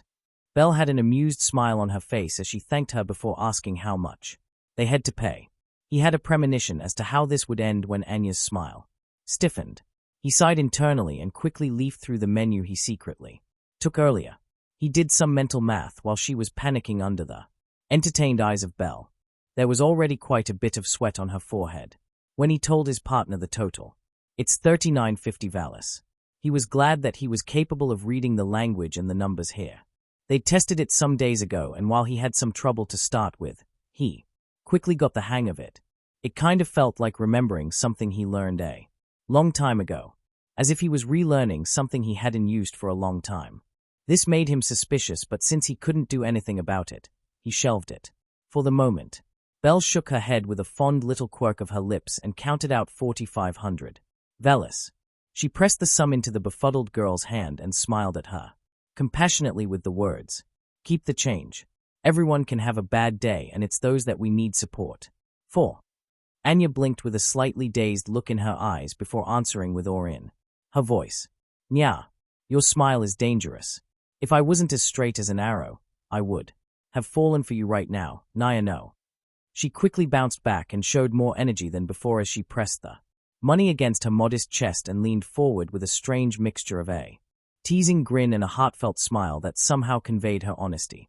Thanks for the encouragement, though. I'm nigh it usually as bad, but I came in late today and I'm nigh it quite in the right mindset NYET. Belle had a slight blush and a flustered smile on her face from the server's comment that he found particularly amusing. She quickly thanked her for her service, though he had a hard time understanding what exactly she was thanking her for, before they left hurriedly to escape the embarrassing situation, only to hear her call after them. Please come again, Nya. I'll try my best next time, just for you. Ragnar felt that suppressing his laugh was more of a challenge than today's dungeon run. He found it especially funny how she could disarm someone with a single smile only to become a nervous wreck in the next moment when she was complimented honestly. You are really weak to genuine appreciation. Maybe I'll train you by mentally complimenting you non-stop. There is a lot to like about you after all. She stomped the ground lightly while continuing on to their home even as a renewed blush appeared on her cheeks. She refused to acknowledge his words, so he let her off the hook for the moment and turned his attention to the sky. After living some time beneath the artificial bluish light of the dungeon's walls, he had a new appreciation for what some poets called the vault of heaven. The sun was already beginning to set and the light took on a beautiful orange hue. He cherished silent moments like this. The street that led to the formerly abandoned church was near empty with only some rare late strugglers still daring to stay around. This allowed him to express himself a bit more honestly. In public, he usually kept his poker face on since he didn't want to be known as either a savage goblin or an intelligent one before it was the right time. He sent some of his peaceful emotions to Belle just to share his mood with her, and he felt her open up the connection from her side. No words flowed in between, but the emotional connection they shared was far deeper than any words could ever be. In silence, they traveled. As their home grew closer, they could already feel part of their weariness fall away. Unbidden, both of them smiled when Belle gently pushed the gate open, already knowing that their goddess was waiting for them. My goddess, we are home. She called out silently, though it carried far thanks to the acoustics of the place, which was a bit surprising if one considered the state of disrepair this place was in. The pitter-patter someone barefoot running up the stairs pulled his attention and he couldn't suppress the fondness in his heart when he took in the genuine joy in Hestia's eyes at seeing them again. Welcome home, my children. She greeted them with eyes so soft and warm, they nearly caused him to melt. Yes, he thought to himself. I'd probably lay down my life to protect this home. Tilda Hestia Tilda. Name, Isabel Cranell. LV, 1. Race, human. STR, F325. End, H114. DEX, E436. AGI, D501. MAG, I0. Total, 1376. Magic. Skills. The Rabbit and the Beast. Unconventional Tamer. Development abilities. What? She looked down on her first child's status and had trouble believing what she saw. I can't keep this from her, she realized. Oh, this will be a headache and a half. I never thought it would be this effective. Skills that increase the growth rate are incredibly rare and most only give a very minor boost. I never expected something like this. She glared at the offending lines shining brightly on her child's back. Are the rabbit and the beast. For there is beauty in even the most hideous of beasts. By allowing a unique bond to form between you and the beast, a synergy was created. As long as you brave dangers with your partner, your growth rate will be accelerated. The stronger the bond, the more pronounced the growth increases. Synchronization with your partner. This is one half of a skill. Unconventional Tamer. It will always be the one. Limits the amount of bonded monsters to one. Titles. The bonded beast as companion. Allows to share in the growth of your companion and vice versa. The stronger the bond, the higher the value. She concealed the skills last time she updated her status. It wasn't because she didn't trust her. She did it because this information was dangerous. There were all kinds of skills and abilities out there, and some might be able to glean something from her mind. As a goddess, she had better protection against such things. The fewer people knew about things like this, the better. But I can't do that now. I haven't seen his stats yet, but they'll probably be around the same level with a heavier emphasis on strength and maybe endurance instead of agility. If both of them grow quickly like this, and there is seemingly no real explanation for it, they'll be suspicious. She sighed and decided for herself to come clean. Such troublesome children. She thought fondly as she wordlessly climbed down from Belle's back. Before I give this to you, promise me that you'll hear me out before you become angry, okay? She told her as she kept her status pressed to her ample chest. Belle looked confused for a moment before she tilted her head slightly. She then smiled gently and reassured her. Whatever it is, I won't get angry. You are my goddess and I trust you fully. Her breath hitched for a moment when those words registered as the truth. Ruby eyes shone nearly as radiantly as her smile, conveying only understanding and acceptance. Hestia was deeply touched by the sentiment. She glimpsed at Ragnar for a moment and realized with slight exasperation as she saw the light smirk on his lips. He already deduced something. She noticed with joy that he was already starting to look healthier. He was still a tad underweight, but his body was beginning to fill out with muscle and his eyes were becoming clearer, allowing that shimmer of intelligence to be more pronounced. He must have shared his guess with her. Hesitantly, she handed Belle her status, who looked it over. Her eyes widened in surprise and she looked at her with her lips slightly ajar. Understandable, since she sat her down the very first evening and talked over growth rate, stats, and other important things with her. If she couldn't provide her with the resources for growth, then the least she could do was making sure she had all the information she needed. For that reason, she'd read through most of Hephaestus's personal library just in case. Another thing to be eternally thankful for, she supposed. Heffy is way too good to me. She nags and moans and plays hard to get, but in the end, she always comes through. She hates that nickname. But it's fine, I only use it in the depths of my mind, or to tease her relentlessly. Her fond thoughts were interrupted by Belle addressing her. Is Ragnar's guess true? Did you keep it from me to make sure it didn't get out? Because you fear the consequences if this was made public. A defeated smile spread across her lips. Her child was way too smart for his own good. She answered truthfully. Simply put, yeah. It isn't that I don't trust you to keep it to yourself. There are dangerous skills and artifacts out there, and mental manipulation isn't unheard of. I'm protected from all but gods with a domain that relates to it. And they'll only be able to influence me at their full power, arcanum and everything. I just wanted to cover all the bases. I'm sorry for keeping important information from you. Please, forgive me. She lowered her head and pressed her palms together in an apologetic gesture that was quickly waved away by Belle with wry smile. Stop it, my goddess. You did what you thought to be the best for me. You simply underestimated the effectiveness, right? We talked it over and neither of us would hold a grudge over something as minor as this, so don't lower your head. I don't deserve them. They are the cutest children I could have ever asked for. She was different than most gods and goddesses in the way that she very much cared for the daily lives of her children. She didn't just search out the juicy bits when she updated their fauna, but took in every moment of their time. This allowed her to witness the unshakable loyalty Belle held for her firsthand. Several times. It was humbling in a way, even for a goddess. Leaning forward, she gently pulled Belle into her embrace. Thank you for your trust. I will make sure to never betray it. She whispered into the left ear of her flustered child.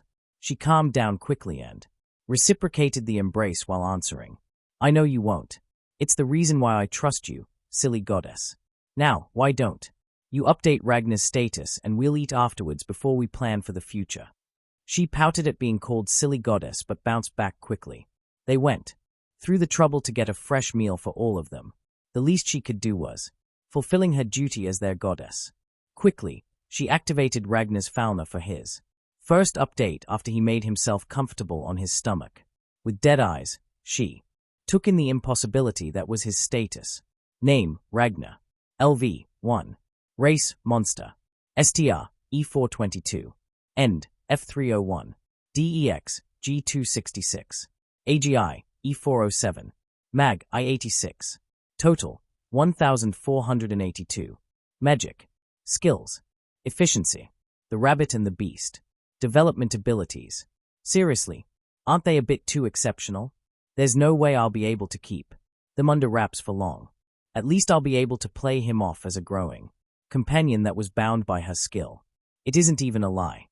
She sighed before handing him his status with a tired smile after telling him that she was done.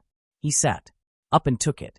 His eyes glimmered with satisfaction as he looked it over, and she could understand why. This growth rate was downright otherworldly.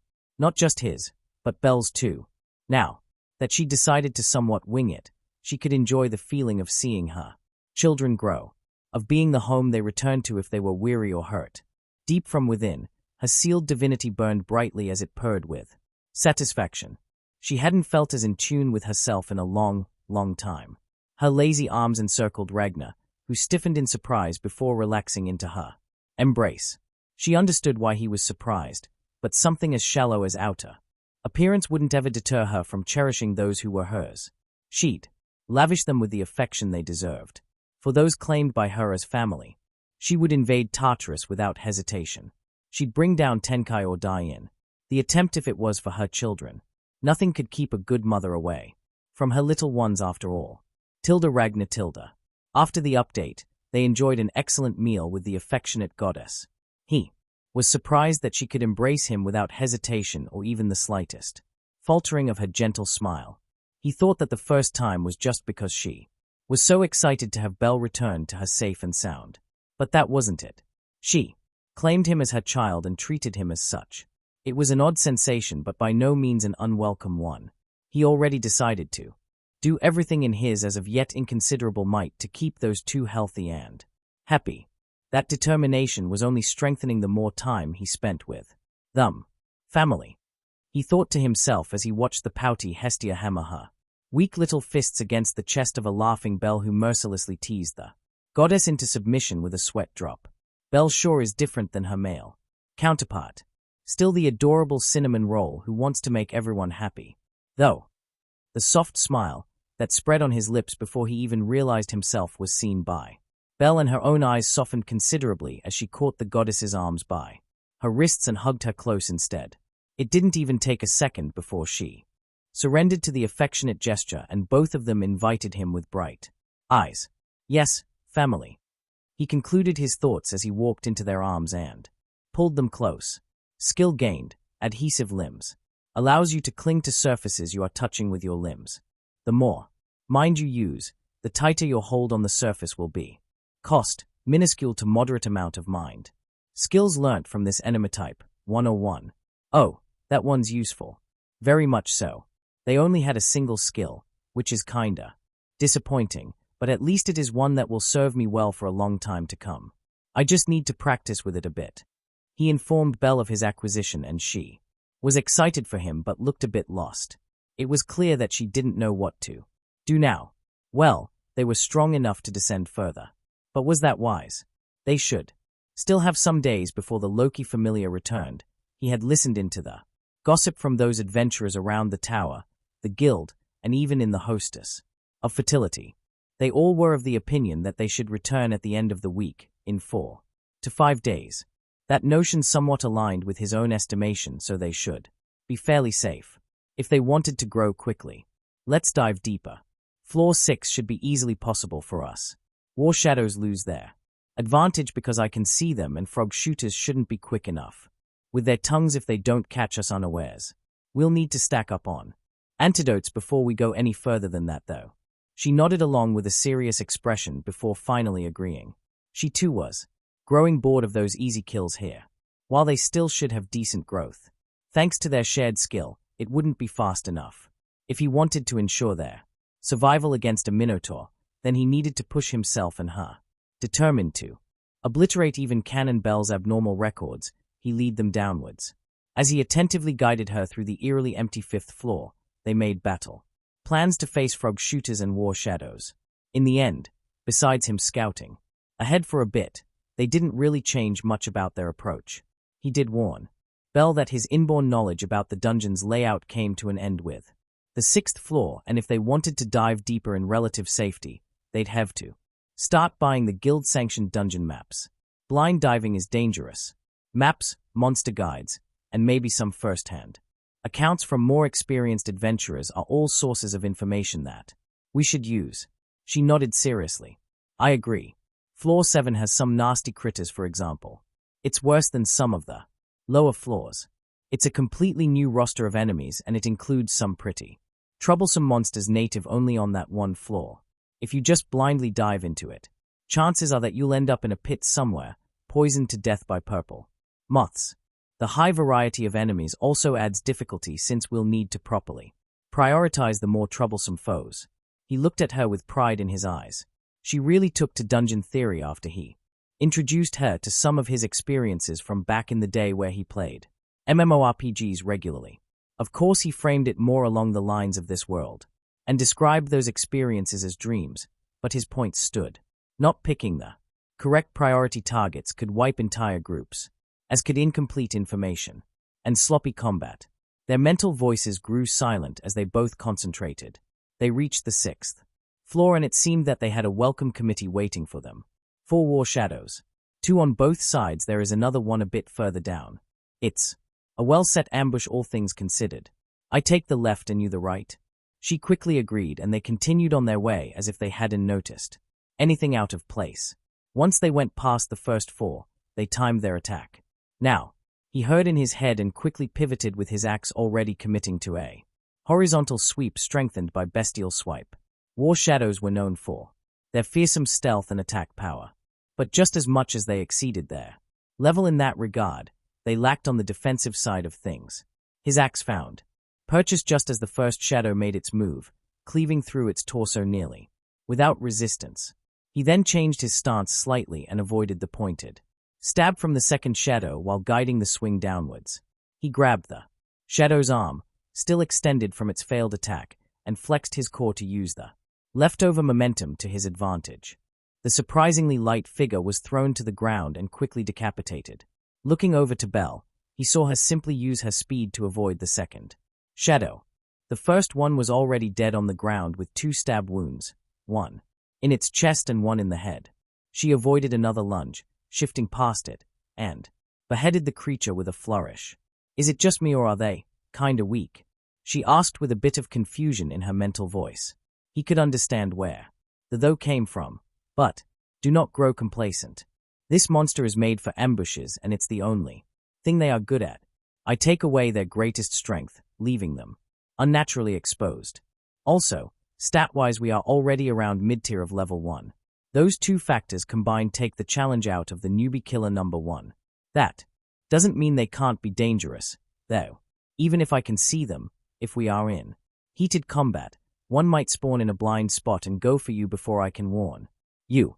Stay alert and be careful. Properly chastised, she nodded. She wasn't incorrect, though.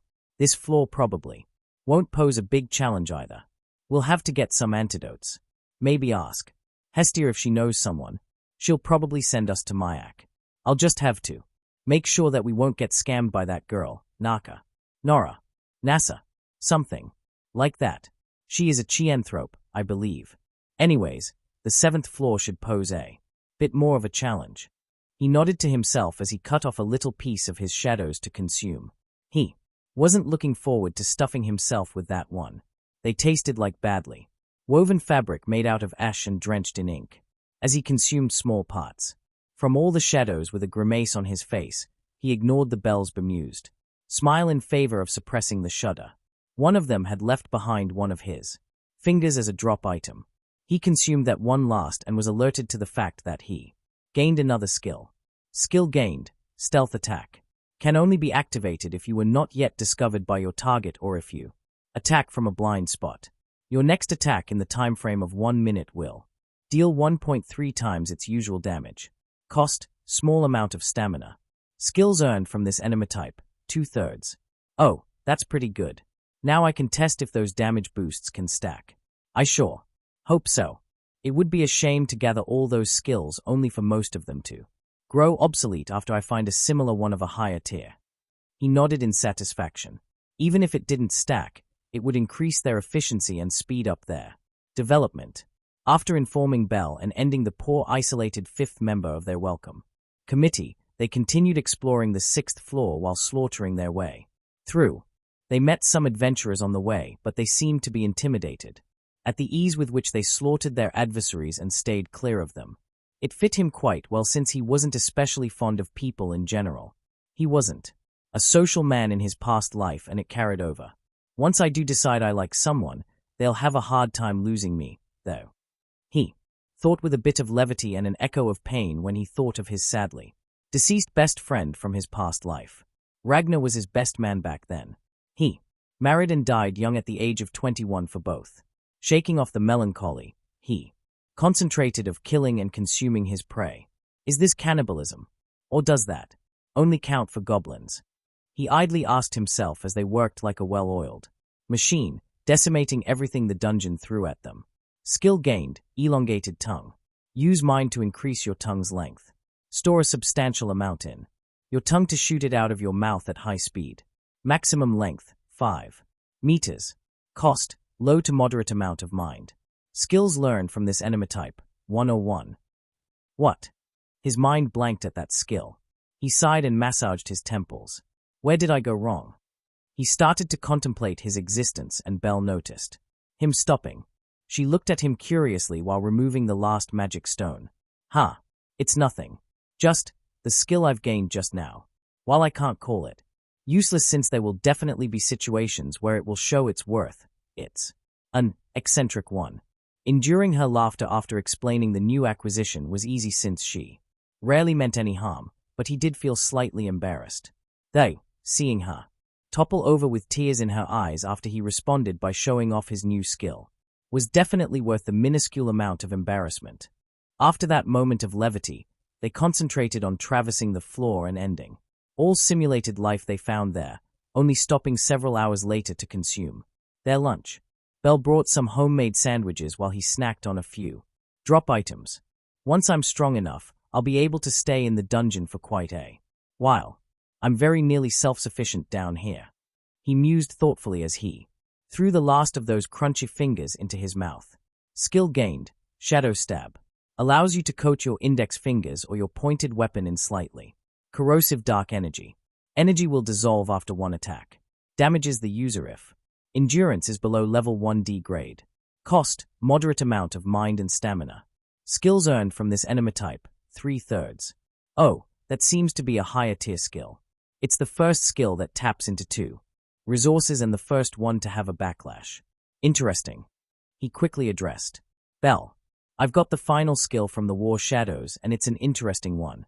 Do we still have some potions? She was carrying the bigger backpack, and most potions were stored there. Quickly shifting through the contents of their supplies, she confirmed his guess at the state of them. Not many. 2 health potions, 1 mind potion, and an invigorating one. We do still have 2 small jars of ointment, though. It works pretty well for surface wounds. He nodded thoughtfully and decided to put off testing the skill until they were safe, and he had access to healing. While his recovery time seemed to become less the more his strengthening grew, he wasn't yet at a point where he could just put off wounds and recklessly charge ahead. Let's return. We do have a good kill count already for the day, and our backpacks are well filled with loot. Let's liquidize all but a fifth of it since I already have all the skills for the hunted creatures here. We'll need a lot of cash for the restoration, an expansion of our home, so we should start to put some money aside. Better. Gear would probably be a good idea too. They'd need that soon actually. Stats could compensate for much but low quality. Gear was a real hindrance in the dungeon. As of yet, they didn't really need to worry about powerful enemies that could squash them, but that encounter with the Minotaur would be along those lines, and he'd like some real armor before that, even if it was just leather. The straight sword you got from the guild served you well until now, but soon, the hide of those beasties will be harder than what that thing can cut or pierce. Same. For my axe, I'd like something heavier and higher quality than this one. She thought for a moment while stowing away the magic stones and finally agreed. Yeah, we'll need the gear. There'll be killer ants on the 7th, and those are known to have a durable exoskeleton. Our stats may be up to par for the next few floors, but it's better to be overprepared than the opposite. Why are you looking at me like that? Stop it, it's strange. She blushed lightly when she saw his proud gaze on her. He couldn't help it. If he compared her behavior with her canon selves, the male rabbit was found lacking. Sure, He was a cute hero in training, but he was needlessly reckless more often than not, and survived because of luck and his invisible skill, plot armor. She had better foresight and a more balanced approach. It started with her weapon of choice. Before they even met, while he used daggers of all things, she went for slightly more range to keep the monsters at bay. And the trend continued. She listened seriously to both Aina and Hestia about relevant information in regards to the dungeon and even researched the more dangerous aspects autonomously. She was more calm and level-headed in dangerous situations and had instincts that matched Belle's. And she was better at socializing. While she was still pretty easy to tease, she retaliated more often than not. She also wasn't as naive as her counterpart, but that didn't mean much. That guy was way too innocent for this city in the beginning, and he was rather resistant to change. He guessed that much of it came down to Zeus being an overprotective grandfather for his little granddaughter, while he educated Belle to try and make him a man of culture who followed a man's rudiments. He took educating her a bit more seriously. It's a bit sexist, but what did I expect from Zeus of all things? I should be happy that this world's iteration wasn't as much of a deviant as the one from the myths of my own. Of course, to use all of those teachings, she had to internalize them, and that wasn't an easy feat. All of that played into his pride for her. And he told her so. I'm proud of you, Belle, and I'm glad to be called your partner. As long as you'll have me, I'll stand by you. Her eyes widened and her face erupted into a full-blown blush as she retorted, flusteredly while gesturing wildly. What are you saying all of a sudden? Do you know how weird it is for you to say something like that? Even with your dreams, aren't you just some weeks old? Why? Do you sound as if you are the older one? He smiled teasingly as he winked and suppressed the laugh that bubbled up from within. You know, we goblins have a rather short life expectancy, with adventurers being one of the main contributors to that fact. But even if we aren't killed off by an eager lad with more luck than brains, we only live some short months. In goblin years, I'm already an adult. We grow wise and knowledgeable much earlier than you long-lived folks because we don't have any time to waste. She stayed silent for a long moment, and her deadpan was an impressive one, but he returned it stubbornly until Hay both erupted in laughter. As it petered out, he hoisted up his smaller backpack and looked at her expectantly, only to see worry in her eyes. It was just a joke, right? The low life expectancy? You were just joking about that, right? Oh, that was just cute. He thought for a moment as to how he should explain his situation before deciding on the simple truth without embellishments. For normal goblins, it's true. But that's not what I am. I am by no means normal.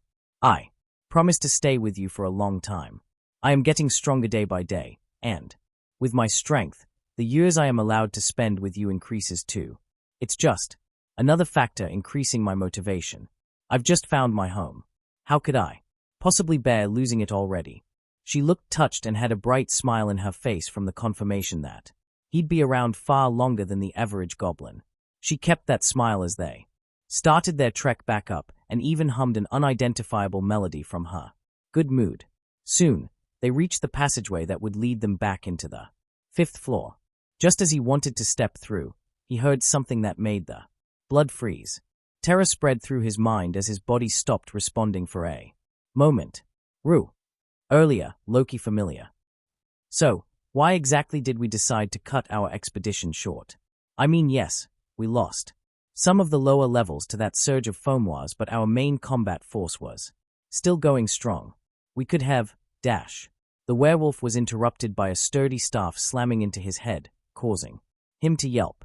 Its wielder, a beautiful and stern-looking elven woman, gazed at him coldly through her elegant glasses. Stop being so callous, beat. We lost many of ours, and it would have only gotten worse. You know as well as I do that Finn's intuition is usually spot on, and he clearly stated that going any further than we did would only result in more loss.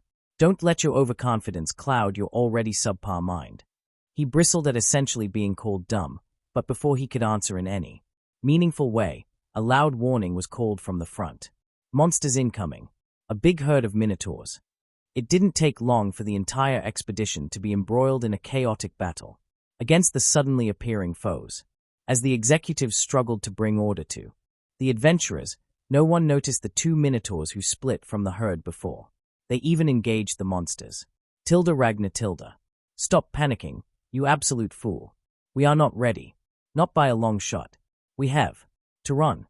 He scolded and hyped himself up as he turned around in a hurry. He grabbed Belle's hand to pull her along.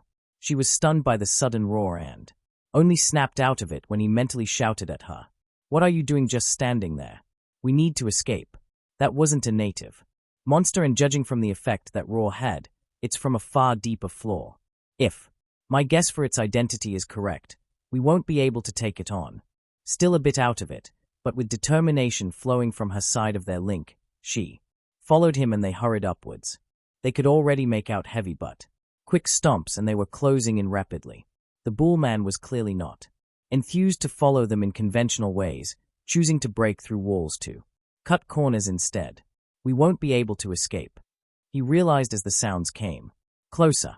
He had no idea why there wasn't a single adventurer to be seen, but it was clear that the Minotaur had locked onto them as his prey.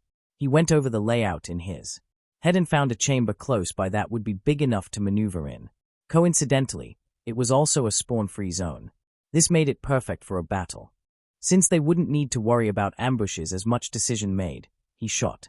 Bella thought, we'll have to fight, and soon before our stamina's too low to do anything. I have no idea why it's so fixated on us. Maybe the dungeon has a hate boner for one of us. It's growing closer and closer. There is no escape. We need to stall until help arrives. Prepare yourself. She looked paler than usual as they ran with him guiding their steps, and he could feel the fear coming from her in waves, but her mentality was relatively stable. She wasn't breaking down. Good. He thought grimly as he led them where they'd make their stand. The path before them opened up into a big chamber, and he quickly dashed through. The entrance with Belle being only a second slower.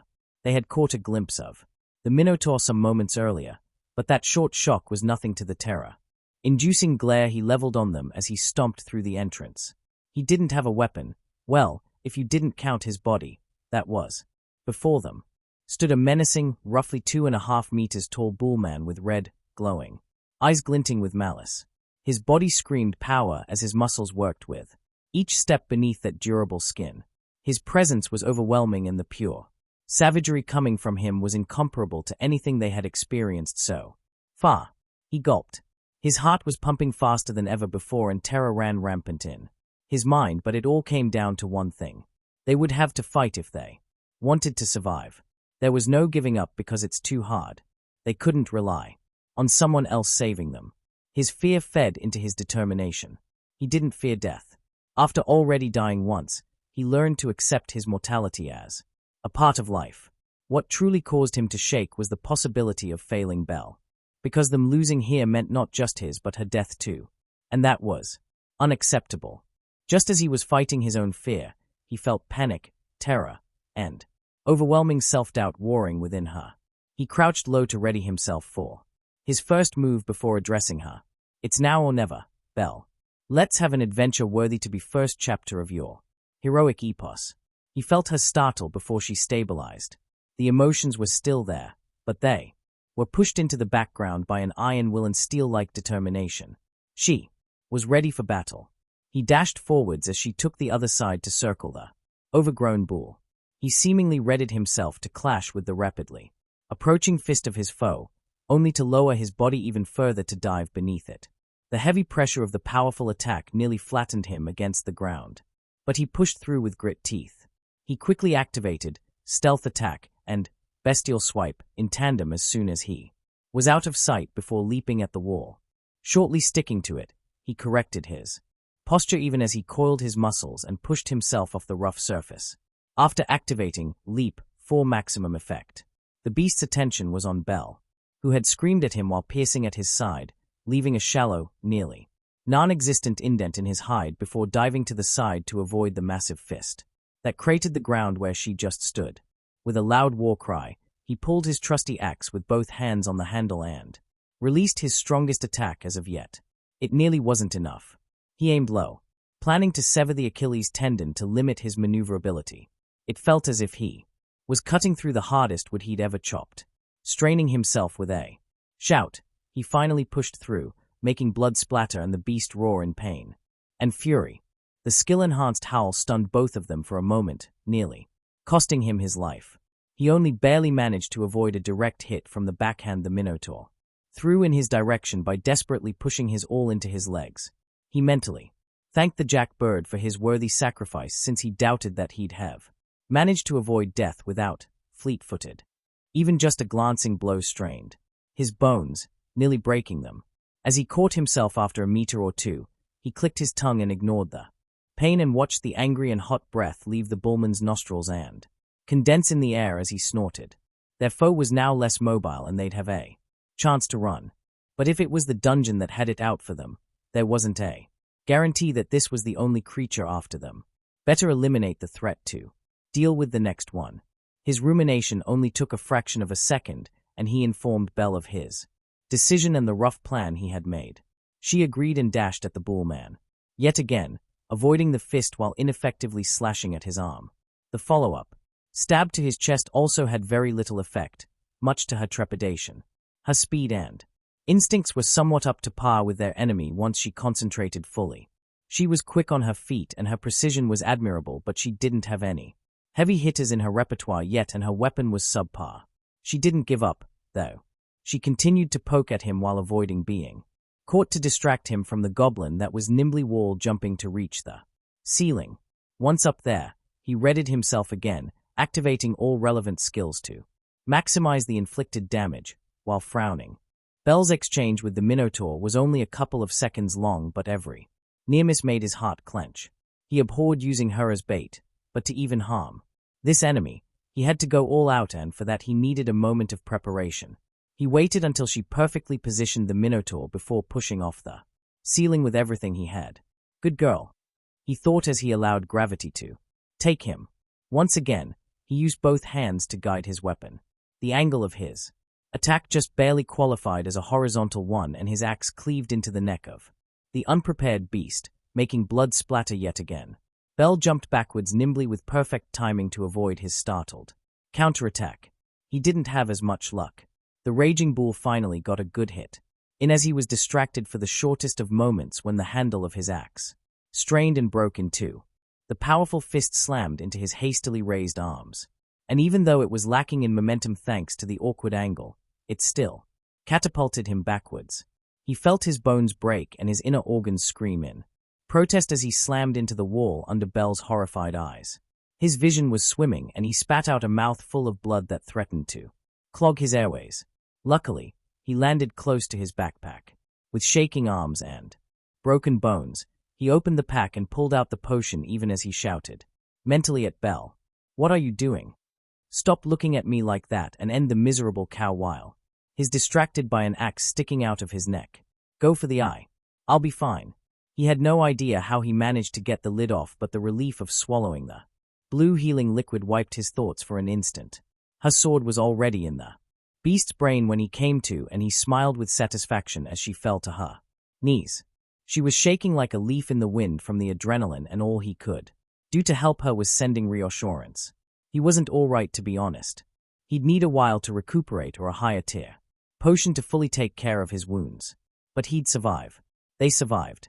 They encountered a Minotaur and they survived. Fierce pride rose within him. And yet, in the shadows of his mind, a bit of resentment too a hold. Where the heck is the Loki familiar? This herd spawned for them, didn't it? He sighed before letting go of the emotion. It was once again a reminder that canon wasn't actually a thing. Belle encountering a Minotaur seemed to be hard-coded. He was distracted from his thoughts by the incredulity and relief, followed by bursting pride and joy he could feel from Belle as she finally realized the monumental feat they achieved. A laugh bubbled out of her throat before she could stop it, but it was quickly silenced. Her eyes widened with the dread that flooded their bond, and even he felt hopelessness spread through him when he followed her gaze and saw a second Minotaur slowly stomp into the chamber. This one had a weapon with him. He was dragging the massive wooden club behind himself as he fully entered the room. He could hear the hysterical laugh mixed with a sob from Belle as she was close to breaking. A resolve of never-felt intensity took hold of him. His body was broken, and it didn't matter. He doubted his reserves would be enough, but it didn't matter. He had no weapon, but it did not matter. He simply needed to be the weapon. The helpless feeling was quickly suppressed even as a thought echoed through his mind. This fucker will make me break my promise. A wry smile spread on his bloody lips even as he stood up under tremendous pain. Determined, he sent Bell the most calming voice he could muster. Take up your sword and wait for my command. Do as I say. It's your only chance. She sniffed but nodded slightly as she pushed through the hopelessness of the situation. He forced his body to obey. Every movement hurt, his bones creaked and his vision seemed ready to give up any moment now, and yet he couldn't afford to fail. For the first time, he activated Shadow Stab. The burning sensation spread over his index fingers as they were engulfed by corrosive energy. It wasn't enough. My teeth are pointed, aren't they? He thought with a savage gleam in his eyes as he forcefully activated the skill for all of them, putting a heavy mental and physical strain on himself as he neared mind down on top of everything else. The only thing still keeping him on his legs was a well of willpower he didn't even know he had. All he knew at that moment was that if he failed, Bell would die, so he wouldn't fail. It was as simple as that. As he finished his preparations, he was glad that this idiotic cow was pulling a weapon around that hindered its movements, making it slower than the other one. His body cried in protest as he crouched low for a leap once again. All of his focus was centered on the foe in front of him. With a silent goodbye, he pushed off for what would almost certainly be the last time. He zoomed across the room and attracted the cow's attention. Good, he thought as he shifted just slightly in the air to avoid the grabbing monstrous hand. Perfect. Satisfaction spread through his mind as he sent a quick command to Bell even as his mouth latched onto the cow's knee. Now, aim for the eye. He calmly pushed through their bond as he bit down with everything he had left. He ripped out a big chunk of flesh and swallowed instinctively. He watched in fascination as the corrosion took hold and ate through the hide, muscle, and joint in record time. Devour, 0.93. Skill gained, intimidating roar. Use mind and your will to project your presence through your voice. Stuns. Enemies of the same and lower level if compared to the user. The stronger your opponent's will, the shorter the impairing effect. Cost, moderate to high amount of mind. Ah, so close. He thought as he looked at the final farewell from his God-given skill, but he had nothing left to give. He was glad to have saved her at least. The pain-filled roar didn't even stop Bell for a single moment, this time as desperation pushed her on. Her sword would penetrate the eye and the brain behind. He was certain of that, but he wouldn't be able to avoid the fist. Ragnar. He heard her scream filled with desperation as he gave her a last bloody smile, before the fist slammed into his back. His last amused thought echoed through his mind. I am her character development. And then, everything went black. Bell. Her sword penetrated the unprotected eye of the Minotaur. She pushed through her savage thrust and forced her weapon into its brain, effectively killing it. There was no joy to be found in her, however. Instead, she was drowning in despair. She let go of her sword and dragged her exhausted body to Ragnar's broken form. Her eyes widened in dread as she took in the extent of damage he suffered. His dark green body looked as if he was squashed by a boulder. His limbs were bent, unnaturally in the wrong directions, with bones pushing through the flesh in several places. His index fingers were completely disintegrated. His face was indented from the heavy impact on the wall. He was nearly unrecognizable, but for some reason, she could still perceive the hint of a smile on his disfigured visage. The dungeon's wall was cracked where he slammed into it, and copious amounts of blood was splashed around the cracks as if someone squashed a giant mosquito against it. Even his teeth took heavy damage. Their appearance was as if someone doused them in acid. Holes and gaps that were still growing littered his mouth as some dark energy wavered around his jaw. Her eyes were hot from the tears and a sob pushed past her lips as she fell to her knees in front of his broken body. Words and pleas tumbled out of her mouth as she felt her body shake, but, just as he couldn't, she wasn't even listening to them. All she could do was taking in the picture of violence in front of her with blurred vision from the tears filling her eyes. Then she felt it. It was faint, but she still felt his presence in the back or her mind. A jolt went through her as hope and despair fought in her mind for dominance. Still alive. You are still alive. I need to save you, you self-sacrificial idiot. But how? If only I was stronger. If only I had the means to protect you. She whispered in despair as she frantically searched her mind for a solution. A potion wouldn't do anything for him. Not with those injuries. Heck, she wasn't even sure if an elixir could save him in this state. She racked her brain for anything, to save him when a memory from a couple of days ago came to her mind. Once I reach the value 1, something will happen. I feel it, and I have a suspicion. As to what? But I'm not certain yet. Let me tell you what I expect to happen. He then shared his theory of him being capable of evolution, of reaching a higher tier species through the means of his inborn abilities. It was her last desperate hope, so she clung to it with all her might. He took a bite out of the second Minotaur already. That must not have been enough. Even though it's a monster. Close to the peak of level 2, it wasn't enough. But the second one must be. It simply must be. Her mind made up, she quickly searched through her backpack for her dismantling knife while attempting to regulate her breathing. Once she found it, she staggered over to the first Minotaur they'd killed and viciously carved out a strip of its flesh, with a snarl and violently glinting eyes. Usually, she'd have a hard time doing this. But desperation and hatred gave her the necessary motivation to achieve such a feat. With the bloody bounty in her hands, she hurried back to the prone form of Ragnar, and stuffed the piece of flesh into his damaged gullet. He was fading, and quickly, so she didn't have time to worry about his comfort. Magically, the tough meat slipped down his throat without resistance, and for a moment, nothing happened.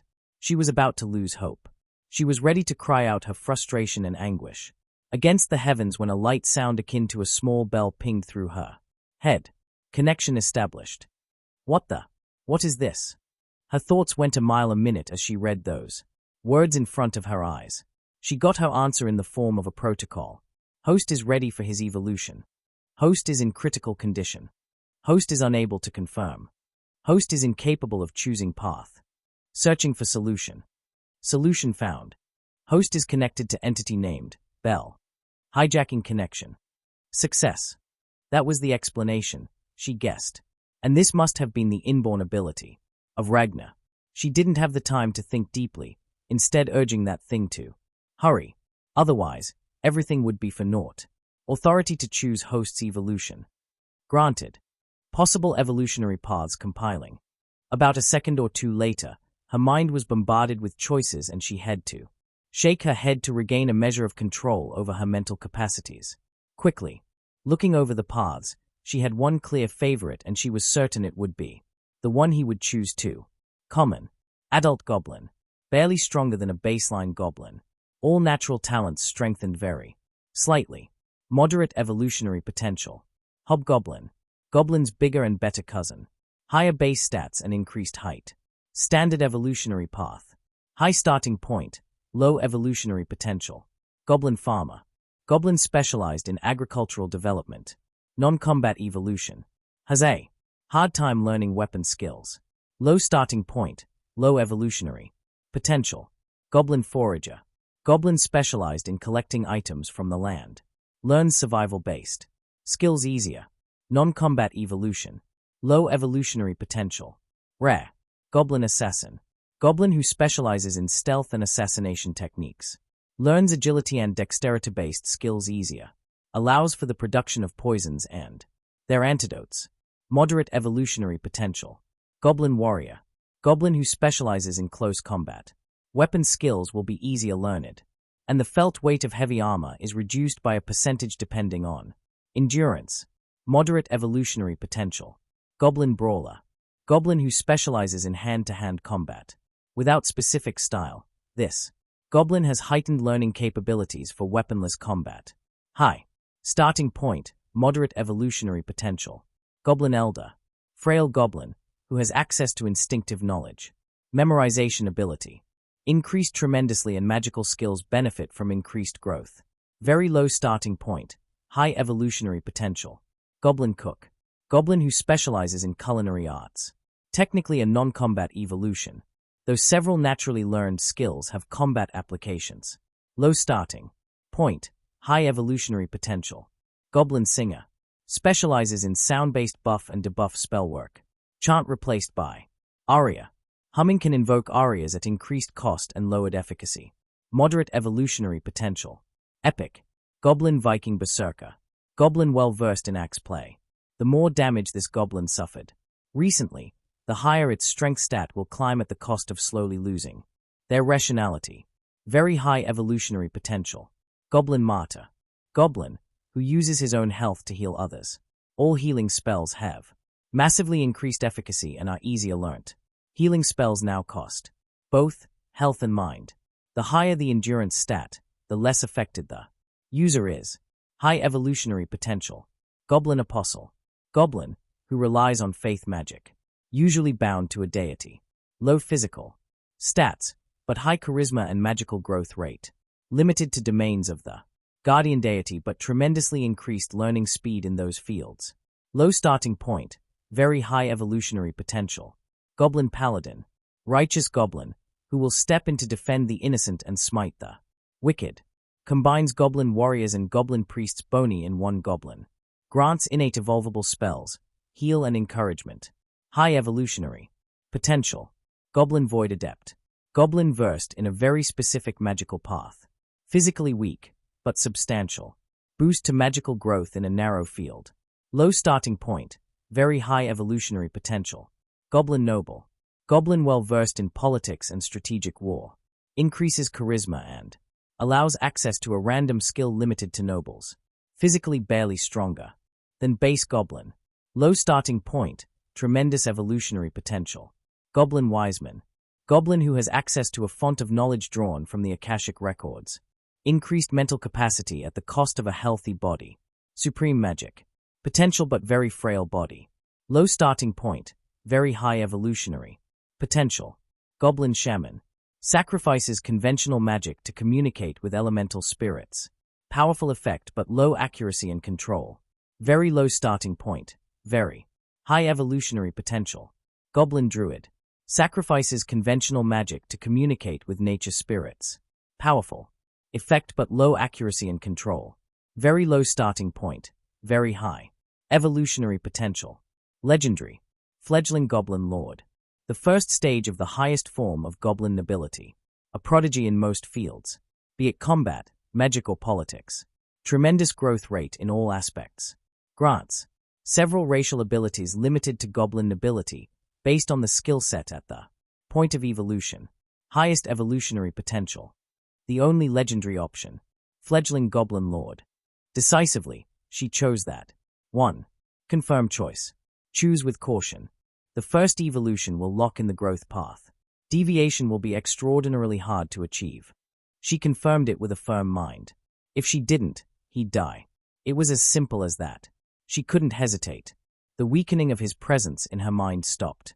Suddenly, even as his body was shrouded in an emerald light, she shielded her eyes from the sudden brightness only to gawk at the sight before her once it faded into a softer glow. A faintly humanoid thing was lying in front of her. It looked like one of those pictures that showed a victim of deformous spiders. She'd read about those in a book Hestia borrowed from Hephaestus, and except for the color, it looked nearly identical. Excluding the fact that those victims didn't shine like gemstones. A renewed ping alerted her to the message she just received. Evolution process started. Hibernation time, 73 hours 7 minutes and 13 seconds, 12:11. He would be hibernating for 3 days straight. But he survived. She could feel his muted but strengthening presence in the back of her mind and couldn't do anything else but weep with joy. She nearly fainted from the sudden onset of relief. But she couldn't. She needed to somehow get them out of the dungeon. Her sudden realization came to a stop when she heard frantic steps. Someone or something was close. Determination flooded her, even as she dived towards the half-kneeling Minotaur to pull the sword out of its eye socket. She nearly lost Ragnar today. Whoever or whatever this was, she'd fight viciously to keep him safe. What she didn't expect was to come eye to eye with the sword princess as soon as she stood up with her blade in hand. Tilda Ais Wallenstein Tilda. She had heard sounds of battle from this side of the floor and hurried over as quickly as she could. She even activated Aerial to boost her speed, but before she was even halfway where she needed to be, the sounds of battle faded and an eerie silence engulfed her surroundings. She pushed herself harder in alarm. She needed to reach her destination faster. As she finally arrived at the entrance of a chamber, she stopped in her tracks when ferocious red eyes fell upon her. Those weren't the eyes of a beast, though. Instead, rabbit was the first thought that shot through her mind when she took in the girl's appearance. Only then did she notice the state she was in. Her clothes and the light leather armor she was wearing were dirty and damaged. She was trembling all over from exhaustion, but her weapon was steady. She should have fallen over already, but her eyes, they were unyielding and determined. Instinctively, AIS knew that this young woman would fight to the death if pressed. Strong, she decided. She didn't feel a threat from her. Far from it. Compared to herself, she was a little mouse. But she had what was needed to become strong. She could see it in her eyes. The determination. The fire that burned brightly even when everything else seems lost. And her mentality was already there if she judged her by her unwavering demeanor. Unwittingly, her attention had focused on the rabbit in the room, neglecting to take in the surroundings. I won't tell Riveria. She'd lecture me again, she thought with a faint stubborn edge. Instead, she corrected her mistake. Slightly bewildered, she noticed the peculiar scene she stumbled into. 2 dead minotaurs and a strange, vaguely humanoid cocoon that was glowing in emerald light on the ground. It was kinda reminiscent of the victims of deformous spiders, but where those looked as if they were trapped in an unending nightmare, which wasn't too far from the truth if she was being honest. This one was shimmering in gentle light that subconsciously relaxed her. She observed the rabbit's position and noticed that she had shifted herself protectively in front of the cocoon. She tilted her head slightly and thought, comrade, maybe a skills effect. She didn't know. Not enough information. But asking about things like this too suddenly was impolite. That was what Riveria told. Her eyes wandered to the bull-like beasts again. Did she kill them? She thought to herself as she looked at the dead beasts. Both of them died to a stab wound through the eye that penetrated the brain. Both of them were first impaired in their movement. One had his left Achilles tendon slashed apart and the other one lost an entire leg to what seemed to be acid. Smart. She concluded her observations. They killed them in the only way available to them. She noticed the quality of the weapon she wielded. It was a guild-issued blade. It was a tad longer than the one she started out with back then, since hers was made for Palums. Those guild weapons were fairly durable, but their quality wouldn't be enough to pierce a minotaur's hide without abnormal amounts of power behind it, which was why she was a bit shocked to find an axe of similar quality embedded in the neck of one of those raging bulls. The girl had neither the build nor the strength to effectively wield this axe, which led her to only one conclusion. She glanced at the glowing cocoon. Strong too. She continued her observations on the gear and the surroundings and finally felt ready to give a verdict. From the state she was in as well as her own experience in gauging the strength of her opponents, she could tell that the girl was level 1. Her companion was 2, most likely. 2 level 1 adventurers killed 2 minotaurs. Impressive. She decided she needed to talk to her. Hello. She addressed the girl. Greetings were important. She tilted her head as she remembered that she should introduce herself too. I'm AIS Wallenstein. She waited for some seconds but didn't get an answer other than a slight increase in intensity from her eyes. Should she try again? Hello. My name is AIS Wallenstein, from the Loki Familia. She specified with slight uncertainty. It didn't happen often, but there were still people out there who didn't recognize her. She was always glad to find those. Being known by everyone was exhausting. Finally, the girl opened her mouth with those fierce eyes of hers. Are you the reason those despicable creatures came all the way up here? The way she spoke unnerved AIS. There was tension in her voice and her eyes were glinting in the twilight of the dungeon. Her instincts were telling her to be honest, not that she hadn't planned to be. We are on our return from an expedition. Before we knew it, a herd of minotaurs, bigger than any we've seen before, attacked us. When we started killing them, some of them suddenly turned and fled to the upper floors. We pursued them and I thought we've gotten them all, but then the wind carried the sounds of fighting from here to me. When I arrived, everything was already over. She didn't usually talk much, but she thought that this girl, who was clearly on edge, deserved the full story. Her instincts seemed to have been correct. The rabbit-like girl lowered her weapon and sat down before hugging her knees to her chest with a shuddering breath. A subtle shift went through her, making her trembling more pronounced. Emotional distress on top of physical exhaustion. She mused to herself. It was something she was familiar with. It was a long time ago, but it was one of those experiences that burned themselves into your skull to never be forgotten. For some reason, she wanted to help her, to soothe her as she would have wanted back then. She slowly stepped fully into the room and approached her before kneeling down. Besides her, she then somewhat stiffly petted her head as she'd have done with a rabbit. There.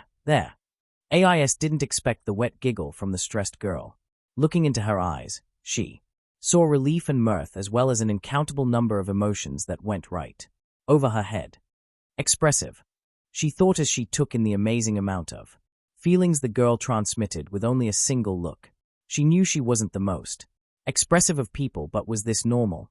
You are just as bad at this as he is, the girl told her with a very slight smile. She then finally introduced herself. I'm Isabel Cranell, captain of the Hestia Familia, but my friends call me Belle. You can too, if you want. The glowing guy over there is my tamed companion, Ragnar. He saved my life twice over today, and he nearly paid the ultimate prize. Her eyes took on a haunted quality. She knew those feelings, the trauma that came with loss. Just because she managed to save him didn't mean she didn't carry the weight of nearly losing him. I understand. I'm sorry. We are sorry. We never meant to endanger you or your companion. Isabel nodded sedately. And that's the only reason I've not tried to carve out your throat with my bare teeth, she commented mildly. Her tone was in no way threatening, but it set off all kinds of alarm bells she didn't even know she had. I'm not charitable enough right now to just forgive everything, but I know that I can't lay this to your feet when it was the dungeon that spawned them in your way. Just do me a favor. Help me bringing him home so that he can rest. The hairs on her neck raised slightly at the sheer malice in the word dungeon. She blinked. Never before had a level 1 adventurer made her wary. Even back then, when she was level 1 herself, most on her level were barely a threat. But this level 1 girl, even more petite than her, made her instinct acknowledge her danger. How? In the end, she didn't get an answer to that question, but she decided to help her. It was their fault. Hers specifically, since she chose this sector to clean up and she failed miserably. It wasn't a good feeling, even as muted as it was.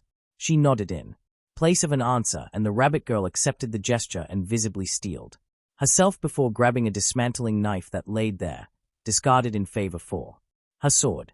The stiff way she moved showed clear after effects of severe overexertion. AIS watched for a moment as she expertly tried to cut open one of the minotaurs to harvest its magic stone, but failed because of the quality of her knife. She found the frustrated way she bit her lower lip with a frown to be cute. She looked like a nibbling rabbit. But if they wanted to reach her home today, she would need to help her. Decision made, she stood up and removed her weapon, desperate, from its sheath. Belle's eyes snapped up warily from the sound, but her eyes widened slightly in shock when AIS wordlessly held it out to her handle first. With a thankful nod, she took it and opened the corpse easily before removing the magic stone. Ah, a drop item. AIS thought, surprised when she glanced at the Minotaur's horn. Her surprise mounted enough to make her eyes widen a bit when the second Minotaur left behind a small patch of its hide. Double drop? Lucky. She was used to seeing a drop item maybe once every 20 to 30 monsters she killed, slightly more often in the lower floors. 2 drops in a row only very rarely happened, even with skilled supporters increasing the odds. After she collected the loot, she trotted over to the emerald cocoon and proceeded to lift it while clearly straining herself. Didn't you want my help in getting back home? Shouldn't I carry your companion? The side eye she got for that question made her tilt her head in confusion. Emotions were hard. Why were there so many different ones? She couldn't even begin to identify what was going through the rabbit's head. I'll carry him myself. Take the backpacks, please. She nodded in answer and took the well-filled packs onto her back. At her level, they might as well have weighed nothing. She looked over to the rab Belle. Name was Belle. She looked over to Belle and saw her struggling to even keep herself upright with the cocoon in her arms, never mind walking. She also saw the blazing determination in her eyes and knew she wouldn't let her carry him. It was a dilemma for her, but she quickly found a solution. What? What are you doing? Let me down. She just had to carry her while she was carrying him. She ignored the rabbits' feeble protests and hurried upwards to leave the dungeon. Her struggling ceased. After a while, though she grumbled about her being too forceful and that she should at least buy her dinner first before doing something like this. She was confused as to what that had to do with anything, but was too preoccupied with running to ask. She'd learn where she lived. Maybe she'd be able to bring her something to eat later on to pacify her. Does she like Jagamarukan? She shook her head at the silly question. Of course she liked them. They were the food of the gods. There was even a literal goddess selling the crunchy goodness that was filled with well-seasoned potato mash. And that was just the base dish. They sold them with chopped spring onions, cheese cream, crispy bacon bits, ham wrapped with tomato topping, and so many more. During festivals, they even made personalized ones. Why are you drooling? She nearly stumbled at the question and glanced down at the girl who was looking at her suspiciously. Her cheeks grew warm and she decisively ignored the question. That was the solution she came up with for questions she didn't want to answer. Ignore them until the people go away. There was just one problem with her usual modus operandi. She was carrying the person who asked the question. She was just trying to work out a new solution. When she heard the rabbit in her arms giggle softly, when she looked down into her eyes, she saw that distrust and animosity had mostly faded. Instead, there was mirth in there, and her expression had shifted into one that she was familiar with. From the Amazon twins. Is she about to tease me? She shifted the cocoon in her arms a bit and reached up with her freed hand to clean away the drool with her sleeve. You are a bit of an airhead, aren't Chacha, sword princesses. The tease was a gentle one, even though she still had trouble to understand why. Everyone who knew her said that. She had similar and worse things said to her or behind her back with far more mockery, but it did tell her something. Belle did know her. She just didn't much care about her status or strength. She'd have fought her to the very end if she'd threatened her companion in any way. She remembered some words from Finn, her familiar's captain. Bravery isn't the absence of fear. It's the ability to face unbelievable odds even though you are afraid. Bravery is having the indomitable will to stand up for what you think is right, even if the entire world is working against you. While it wasn't to this extent, she could see the fear in Belle's eyes when she saw her. Fear was an emotion she knew intrinsically. Terror, anguish, and hate were her only companions for a long time, as her skill, Avenger, attested to. That was before she learned to expand her worldview, something she'd forever be thankful for. Reveria, Finn, and Gareth, along with the Amazon twins. They showed her that there was more to life than revenge. She still had that inextinguishable drive to grow stronger, to somehow reach the level needed to end that black apocalyptic beast. But it was now tempered with companionship and the warmth of having people who cared for her. She turned her attention once again to the suspiciously silent girl in her arms. Ah, she's asleep. It surprised her a bit that she could sleep like that, especially while clinging to a strange cocoon, but being able to nap everywhere was a necessary skill in the dungeon, so she approved. This slumbering girl just had to fight for her life twice in a row against insurmountable odds. She fought and survived against monsters far beyond her, with a companion at her side who was ready to sacrifice everything to protect her. And then, she stood once again. She faced down an adventurer several levels above her with the intent to protect her incapacitated partner, should it become necessary. Brave, and strong, and cute, like Kerbeneg. She confirmed for herself. Her pace slowed down before she stopped completely since she reached the entrance of the dungeon. She looked down at the sleeping girl. Ah, which way? Now, she thought. For some reason, she was averse to waking her. Hesitantly, she still did. She needed directions after all. Tilda Hestia Tilda. The last thing she expected when she returned home was having AIS Wallenstein, the sword princess herself, with a severely exhausted Belle and a cocooned and completely unresponsive Ragnar waiting for her. After the first freakout, she silently listened to her child narrate what had happened before she fell into a deep slumber. The sword princess took over then, informing her of what had happened.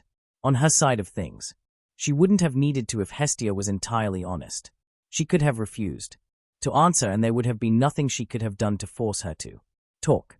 But her sense of responsibility and her own personal guilty conscience compelled her to explain.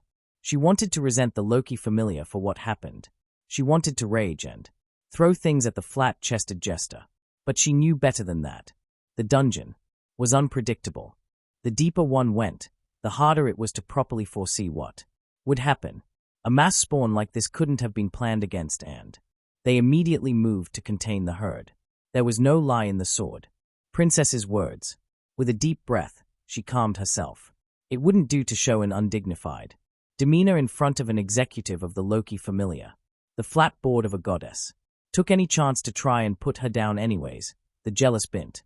Instead, she showed the high-level adventurer with the strange tastes, seriously, who wanted to eat Jagamarukan to tea. And how did she know that she smuggled some from the stand? A gentle gaze and a smile filled with gratefulness. It wasn't even an artificial one. She was thankful that someone like her took time out of her day to bring her children home. They wouldn't have made it without support from what she could infer from Belle's narration and the state she was in. Thank you for bringing my dear children back. You have my personal gratitude. If there is anything you want from me and it is in my power to fulfill, please don't hesitate to ask for it. The beautiful blonde's eyes snapped up to meet her own with a strange intensity. Even though her expression hadn't changed, she opened her mouth and slowly raised her empty plate. Ow. Seconds, please. She's an airhead, isn't she? Hestia thought as her smile turned slightly strained. Under the expectant eyes of Wallenstein, Tilda Bell Tilda, waking up to her goddess softly combing through her hair with gentle fingers, while her head was resting on her soft thighs was comfortable enough to nearly lull her back to sleep. Then the events of the day hit her like a brick wall and she nearly shot up straight, only to be stopped by Hestia's gentle yet firm hands. Her calming voice entered her ears with a chastising tone akin to a parent. None of that, Belle. You weren't excessively hurt, but you did push your body far beyond what it should have been capable of.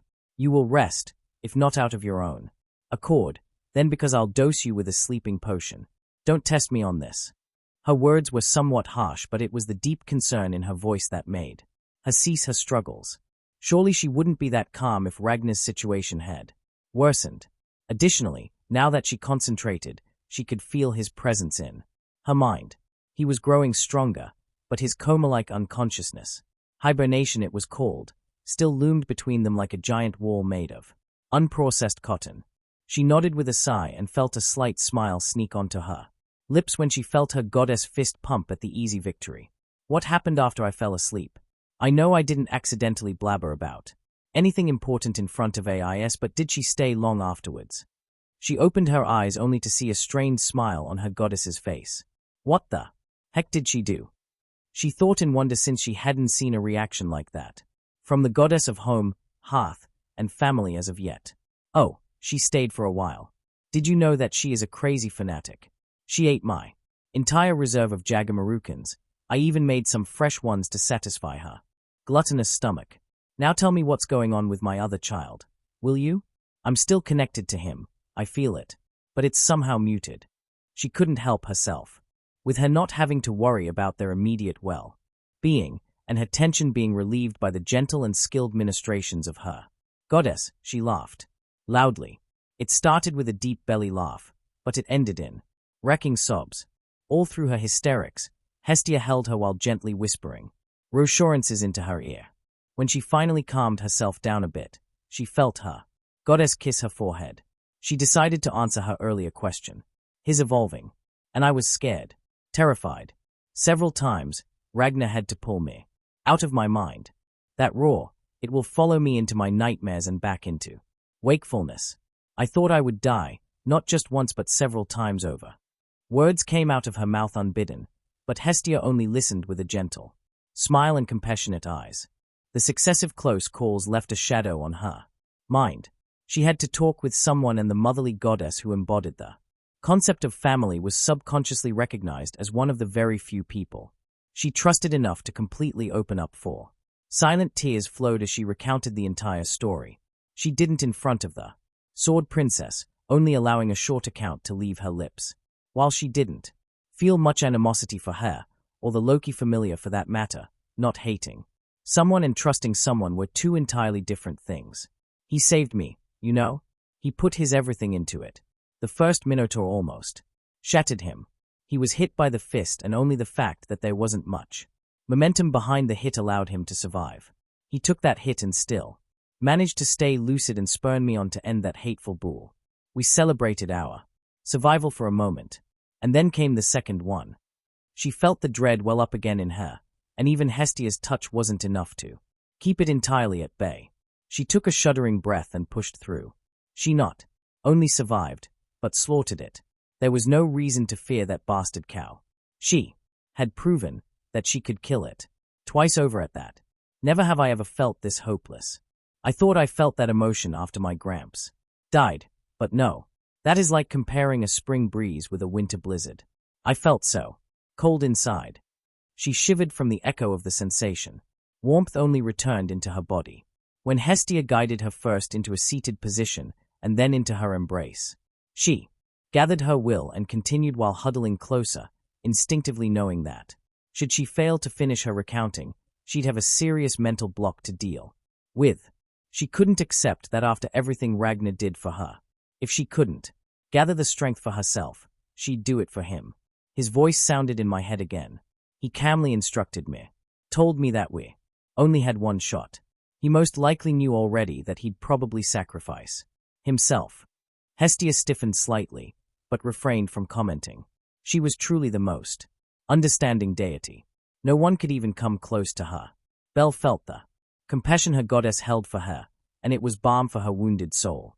He moved faster than anyone I've seen for that one moment.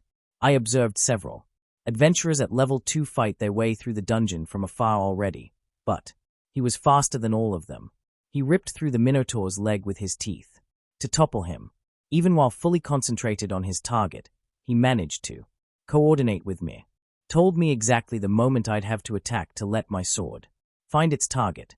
She paused for a moment and drew strength and comfort from Hestia's embrace. Her tears had dried up, but she was still sniffling from time to time. I must look like a mess right now, she thought wryly while basking in the warmth. He smiled at me, you know? Before the Minotaur slammed his unrelenting fist into his back, he turned his head and gave me the most beautiful smile I've ever received, and it was such a bloody and melancholic thing. But his eyes, they were clear. No regrets. He fully expected to die for me, and he accepted it wholeheartedly. I thought I lost him. Hestia's silence continued while the flow of her tears renewed. Her divine presence spread through the church, allowing Belle to relax her hold on her goddess just slightly. She took all of her laments and accepted them while holding her close. The feeling of safety in the embrace of the hearth took her fear, her frustration, and all of her negativity and allowed her to breathe freely for the first time since her perceived loss. Something was missing, though, and she knew exactly what it was. Her eyes, blurred from her hot tears, searched out the origin of the gentle emerald light in the room. On the second couch, his cocoon was situated. It was wrapped into several blankets, much to her confusion. At her inquisitive gaze, Hestia developed a light blush. Wanted to make sure he wasn't cold. The admission made her giggle gently as she gazed at her goddess with gentle eyes. It was as if she embodied not just a single member of the family, but all of them.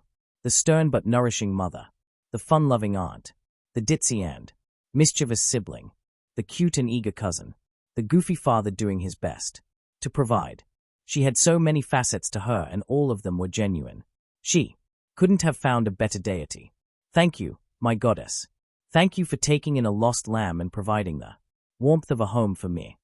The smile on Hestia's face lit up the entire room when she answered, but it contained a hint of mischief. Anytime, my precious daughter. You confused a lamb for a rabbit, though. Short note, fair warning. This chapter doesn't have any action. It's a bit of a setup with some lore and fluff thrown in. You'll also get to see their new status and some of Ragnar's new toys. Enjoy.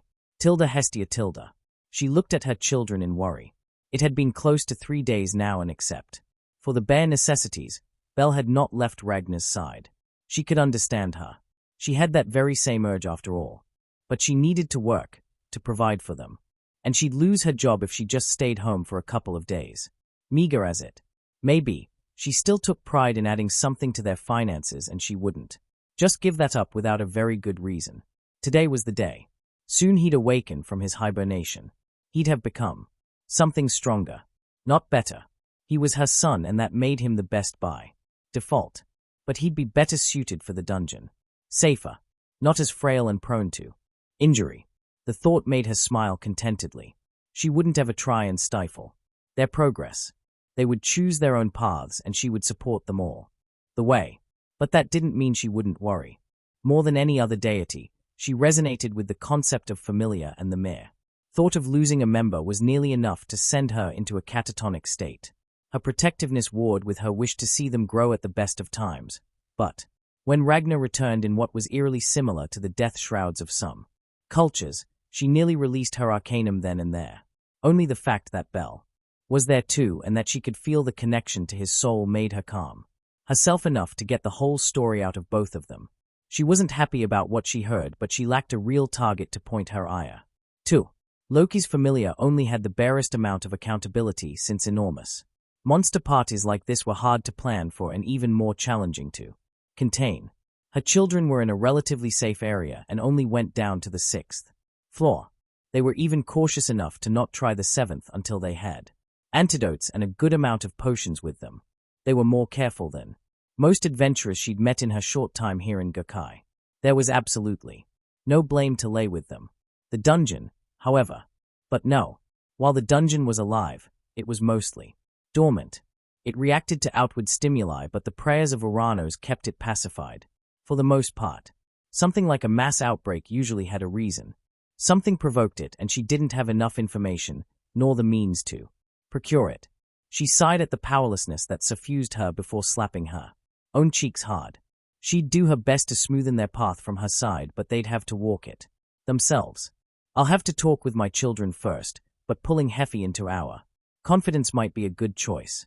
I trust her completely, and she knows a fair bit more than me. Her slapping her cheeks ended up waking Belle and making her aware of her presence. She smiled apologetically at her dear child before she walked into the room to kneel down beside her and hug her gently. Today's the day. He'll wake up soon, right? She nodded into her shoulder and gave a somewhat muffled reply before leaving her embrace. An hour and some minutes. Is it normal that I'm nervous? I mean, maybe he had some secret schemes that needed a different evolution, or maybe he hates the connotations of being a noble. Or, ouch.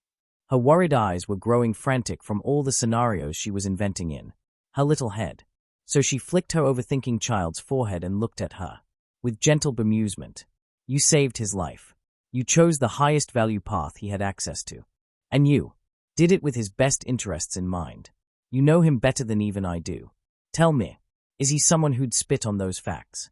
With a light pout, she calmed down while rubbing her forehead. Sometimes, she was rather silly. Not that she couldn't understand, but she had to have some trust in her companion. They weren't working together for long as of now, but they were really close. It came with having the other as a permanent guest in their heads, she supposed, but their affinity with each other was outstanding too. The fact that Ragnar risked his life not once but twice to keep her safe was telling. In that regard, she was proud of him, of course, but she also wanted to talk to him. She needed to make sure that his behavior wasn't compulsive. She needed to hammer into his head that he needed to value his life. That much she was sure of. If not for himself, then for his partner and his goddess. I took today off, so we can wait for him to wake up and scold him together. What do you say? She asked with a mischievous little smile that was well received if the little giggle was anything to go by. Good, if she can laugh earnestly, she'll overcome this. She thought to herself before pulling her back into her bosom and combed her fingers through her hair. She felt her daughter relax from her gentle ministrations as her own mind wandered. Belle refused to have her status update before Ragnar woke up from his enforced slumber. Her argument was that she'd need to recuperate a couple of days anyways, so she wouldn't dive until he woke up. She reluctantly agreed and held off on pressing. But she had to confess, she was curious just how much of an influence this experience would have on her. How much they outgrew their old selves. They already basically leapfrogged the initial phase with their unconventional methods of collecting high-quality excelia.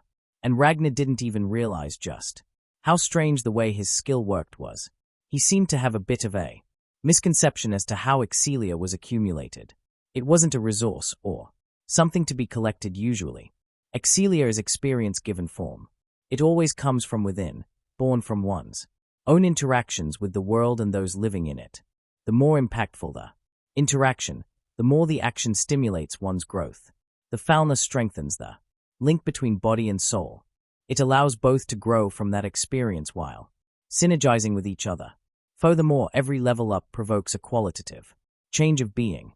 She learnt about that in Heffy's personal library.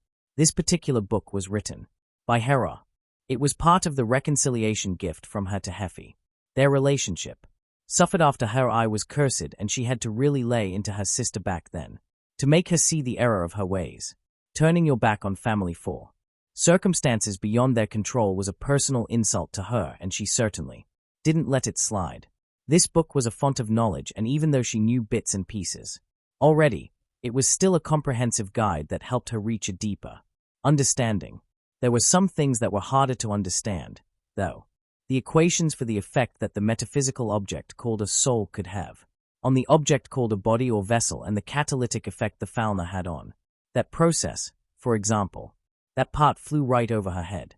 She did somewhat grasp the concept behind level UPS, or rank UPS as they were sometimes called, though the general public knew that with each level up, the container's size increased. But that was just the barest hint of the truth. The more important factor was the elevated quality of the accumulated Excelia. With each level up, the fauna linked the body more intrinsically to the soul. Those blessed mortals came closer to the existence that was a divine being. That was the reason why higher level adventurers could use something akin to a fledgling domain to put pressure on those of lower level. It was also the reason why defeating those of a higher level was very nearly impossible. Not that her troublesome children would care for such a rule. It was theorized that once they reached past level 10, their soul would have been entirely assimilated into the body, or the other way around, making them one and the same. At that point they'll have around the same amount of divinity a demigod was supposed to have, should there ever come one into existence. It was breaking past that threshold that would truly transform them into children of their deities. What came after was called apotheosis. All the experiences, all the pain and joy, all those feats and deeds that caught the attention of the divine, would be condensed, solidified, and crystallized into a domain or several. At that point, a new god would have been born. It was all theory, though. No one had ever reached that far as of yet. As for Excelia not being a resource, well, that wasn't entirely true for Ragnar. But the way he understood his skill was a bit faulty. It basically simulated all possible ways his encounter could go. From those single foes he used it on, he received an ungodly amount of experiences that would slowly trickle into his conscious thoughts. And the Excelia he got from munching on monster parts and their stones. He assimilated some of their experiences. This allowed him the unique possibility of having both perspectives of a fight, increasing his potential gains. And his own magic stone increased in density too, but she didn't really know what effect that would have. And it wasn't as if Belle didn't have her own skill that defied common sense. Own rare skill, unconventional tamer, allowed her to take her share of Ragnar's experiences, including those ridiculous ones that were influenced by efficiency, while handing over part of her own. But that didn't mean she didn't experience what she gave. What they shared here wasn't a limited resource after all. And their joint skill made all of this even more effective. She sighed at how broken her precious little ones were. It didn't look as if they'd stop shocking her anytime soon, either. Both of them seemed to be inclined to acquire skills and get into trouble through no fault of their own. Their strong mentality and firm beliefs in combination with their high-quality souls made the crystallization of their experiences into the framework of a skill easier than it usually was for adventurers. And overcoming such a traumatic experience with insurmountable odds against them was nearly guaranteed to have a tremendous effect on them. They have a very real chance to reach past the limit. I'll need Heffy's help. I don't think I can handle all of this alone. I need to protect them, at least from the dangers posed by other deities. She reaffirmed her choice. Looking down at her rabbit-like child snoozing with cute little snores in her arms, she smiled gently. She'd do anything to protect her precious family. He was out of it for 3 days. Straight. He'll need a good and hearty meal when he wakes up. Luckily, I've brought some groceries. She shifted Belle into the space beside Ragnar's cocooned form on the bed, laughing a bit as she instantly latched onto him and covered her with a quilt before she left for the kitchen. She hummed a tune as she casually began to prepare a little meal. Her domains of hearth and home weren't just for show. Even without her arcanum, she was a splendid cook, but with severely limited time and ingredients, she wouldn't be able to do her best. It'll just be a little snack then. Let's celebrate their survival and triumph in the hostess of fertility. She nodded to herself. Mia Grand was a formidable chef too, and she'd love to trade some recipes. Ragnar. Death sure is different here. Heh. He mused as he drifted through the darkness. He wasn't able to perceive time. It could have been hours, days, or even weeks since he last had a thought. Suddenly, a voice drifted into his perception. So, death lends itself to insanity. He considered if his mind should even be as active as it was in afterlife, or if he was truly losing the last shreds of his mental faculties. What he heard seemed to be Belle's voice, the affection she transmitted through their bond held a direct contrast to the message of her words. You idiot. Once you wake up, I'll never let you leave my side again. He wasn't capable of answering, and even hearing her voice seemed to strain him a bit. It was as if he was drifting underwater and she was on the shore. From that moment on, he received her words several times. Sometimes, they were tinged with regret. At other times, a hint of melancholic joy could be perceived when she contacted him. But the ones that truly tugged on his heartstrings were those that carried a forlorn solitude. She sounded lost, as if she was a small boat in the midst of a heavy storm, threatening to sink from those crushing waves. He knew that sensation. He knew it well. He felt the same way back when his best friend was ripped away by a cruel stroke of fate, and again when he lost his mother. I don't really have a choice but to come back, it seems, he thought, with wry amusement coloring his thoughts. He wasn't sure how she managed to pull him from death's embrace, but she probably somehow initiated his evolution, which left only a few possibilities. That means my body is reforming while my consciousness is deep under. I am capable of thought, but I'm so deep in my own mind that I can't even reach outwards. The depth of her emotions must be breathtaking to reach me even down here. He was touched. He didn't think that anyone had ever felt that strongly for him. It firmed the resolution that was forming within. I won't let something like this happen again. I won't rely on faulty knowledge anymore. From now on, I'll work even harder to overcome what the world will throw our way. And I'll do it my way. The reason why he ended up like this was that he trusted in his spotty foreknowledge. He was a bit arrogant, he realized. After seeing how far beyond the growth of Canon Bell they were, he became greedy. Without even realizing, complacency had taken root within him. His goal of surviving the Minotaur had transformed into killing it. He didn't think that anything he had done so far would influence that particular event, but he had overlooked that his inclusion wasn't the only change this world experienced. Belle being female was a good example. Hestia's different attitude, another. There was no possible way he could have influenced that. There were bound to be differences other than those, and he straight up ignored that possibility. If he had the ability to smile wryly in his own mind, he would. The smile would also be heavy with self-depreciation and regret. I vowed to myself that I'll make sure she stays happy and far away from despair. I failed that one quickly. Heh. Here in his own mind, he didn't have anything else to do but reflecting on the past and planning for the future. But beating himself up over his mistakes again and again wouldn't achieve anything. All I can do is learn from them and do better in the future. As long as I survive, I can make things right. With cautious optimism, he pondered over which Evo path was chosen for him. I didn't choose myself, probably because I was in a coma and around half a minute from death. Did my ability choose for me? And if yes, which criteria did influence its decision?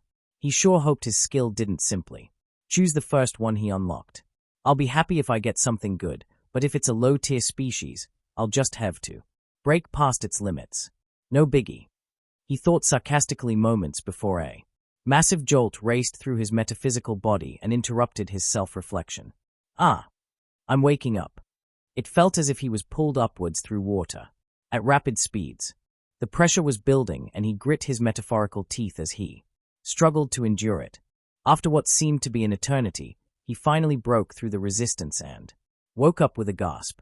Before he could even open his eyes, his consciousness was bombarded by notifications, starting with the log that documented his evolution. So the skill hijacked our bond and made her choose. Well, I really can't complain. She chose well. Legendary evolution. Heh. He sidelined the other notifications for the moment since he had more important things to do. His eyes shot open and he could see fading emerald flecks of light dancing all around him. They didn't matter though. His attention was entirely on those worried rubies with the suspicious shine to them. Unbidden, his lips pulled themselves into a soft smile. Gently, he whispered, "I'm back," before she embraced him with more force than should be possible with her petite body. The overwhelming emotions that broke through their bond nearly sent him into unconsciousness again. Desperation, relief, joy, and so much more surged through the connection like an untamable storm tide. Her face was pressed into his chest and he felt her tears soak his shirt in record time. She was shaking and he did what every man should do when he was in the embrace of a crying woman who was rightfully upset with him. He tenderly hugged her back and pulled her closer. She wholeheartedly welcomed the change in position and rested her entire body on his. He was a tad surprised that he didn't seem to be much shorter than her, but reassuring her was more important than that little errant thought. He already decided to catalog his changes later. For now, he had a crying girl to appease. From the corner of his eyes, he noticed their goddess. She had a soft smile on her lips and her sapphire eyes held clear affection as she observed their reunion. What is it with the women in my life holding the clearest gemstones instead of eyes in their sockets? It's ridiculous how bright they shine, he thought, absent-mindedly even as he opened up their embrace to invite her in. Belle glanced up curiously, feeling the change in his hold but settled down as soon as their goddess joined them. The cuddle pile persisted for an indeterminate amount of time as he enjoyed the affection they piled onto him while calming their surging emotions, until his stomach rumbled like an infuriated primordial beast. That was. He could feel his cheeks heat up as both goddess and captain giggled softly. "It seems you are not the only one who awakened." That sounded a bit like Typhon. Hestia teased with a mischievous little smile as she pulled out from their embrace and made her way to the kitchen. Now that his stomach had his attention, he noticed the ravenous hunger plaguing him. He also smelled the heavenly scent, wafting from where Hestia disappeared to. Soon, she reappeared with a nice spread of foods. A creamy soup, a pasta dish that had similarities with lasagna, only with a differing sauce he didn't know but liked the smell of, and something that looked like a chocolate souffle. He could feel his mouth water even as he took in the apologetic smile from Hestia. "I wanted to make a feast for you, but lacked the time and the ingredients to do so. My suggestion is that we'll celebrate later in the hostess. We do have some things to do even though all I want to do is hold you two right now." Her smile was brittle and her voice showed the barest hints of vulnerability. He wasn't the only one who noticed. "We need to make it up to our goddess. She suffered from your state as much as I did, but she didn't have the freedom to just stay by your side for the entirety of those 3 days. He was surprised at her confession. He was out for 3 days and she stayed with him through his evolution. He threw her a tender gaze that made her blush and avoid his eyes. "Thank you for your companionship. It felt as if I was deep underwater the entire time, but you were calling out to me from the shore. Your voice reached me. Sometimes, you know, something about not letting me leave your side ever again. Once I wake up." The tease had an even stronger effect than he anticipated. Her face went nuclear as her eyes widened and she quickly hid it by diving in his chest again. They did manage to pull Hestia out of her funk if her silent snickering while placing the food on the table was anything to go by. He decided it was time to leave the bed and he took Belle with him much to her surprise. She squeaked as he took her in a bridle carry and stood up. He was right in terms of his height. He was just slightly shorter than Belle was. Her own height was a tad shorter than her male version as she stood at 160 centimeters.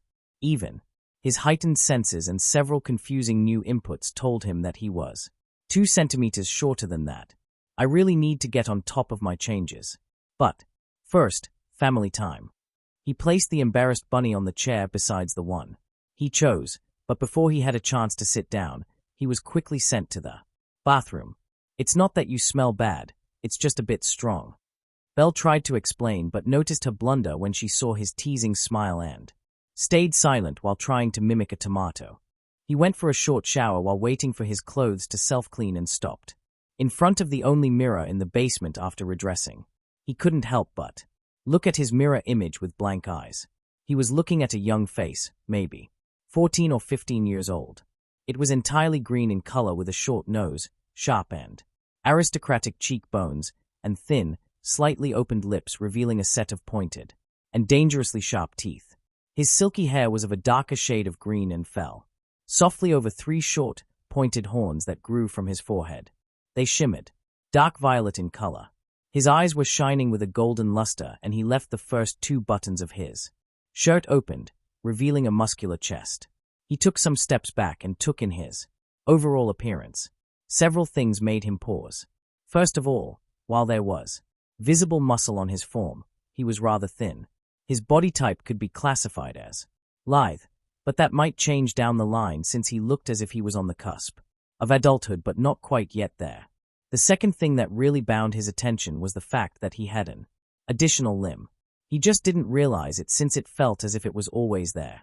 I have a tail, he thought, and he didn't know how to feel about that. It was a muscular, but thin appendage that looked a bit like a snake. After testing its maneuverability and dexterity for a bit, he was impressed. In some ways, this new addition to his arsenal felt more useful than having a third hand. He needed to test its strength. Later on, I'm kinda hot in an exotic way, was his next thought, and he nearly snorted from the sudden onset of narcissism before shaking his head. So this is a goblin noble. Definitely not what I expected. I'm kinda curious if there are others like me in the deep flaws. He mused as he gave himself a last glance before turning around and leaving the room. Hestia's inquisitive eyes followed him. She had taken the seat across them and seemed to burst with curiosity, but he mouthed later with a slight smile and a wink. She pouted for a bit but relented. He wanted to keep the topics during their early and absolutely delectable lunch light and fun. They'd dive into what exactly happened soon enough. Though there was one change he got used to immediately. He finally had vocal cords that fully supported speech again, and, though it sounded a bit young, it was a nice and smooth voice. He immediately used them to tease and laugh. So, the sword princess carried your stubborn behind from the dungeon's 5th floor all the way here in a princess carry, and all she wanted in return was a week's worth of Jagamarucans, which she inhaled on the spot while enjoying her night mint tea. Not gonna lie, that's both adorable and hilarious. His joyful laugh exoded through the room while Belle and Hestia wore a pout and a defeated smile respectively. He knew that the Ktir had a cute side, but he never expected for his captain and their goddess to unearth it so quickly. She's surprisingly easy to tease too. He heard Belle mumble while stuffing another spoon filled with the gooey goodness that was Hestia's dessert into her mouth. She hummed pleasantly at the taste, and he felt something stir in his chest at the sound. His eyes widened slightly, in alarm as he realized an important fact. His new body had hormones. Damn it, he thought before firming his resolve. Nope, not gonna deal with that until we are at least level 3. He denied the existence of emotions entirely and immediately.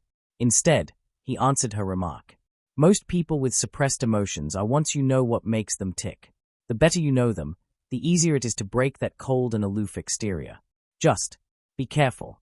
They often don't know how to deal with rising emotions. It makes them a bit volatile and unpredictable. She nodded thoughtfully before frowning and hesitantly throwing some of her thoughts into the room. It kind of felt as if she is lonely. It's not that she actively suppresses her emotions either. It feels more like she's muted. Like she has them, but some kind of traumatic experience made her deny them. Honestly, I could see myself shutting down like that if I lost either or both of you. It would be hard to pull myself together and I'd never be entirely whole again. I think something like that happened to her. Whoa, that's pretty much exactly what happened from what I know.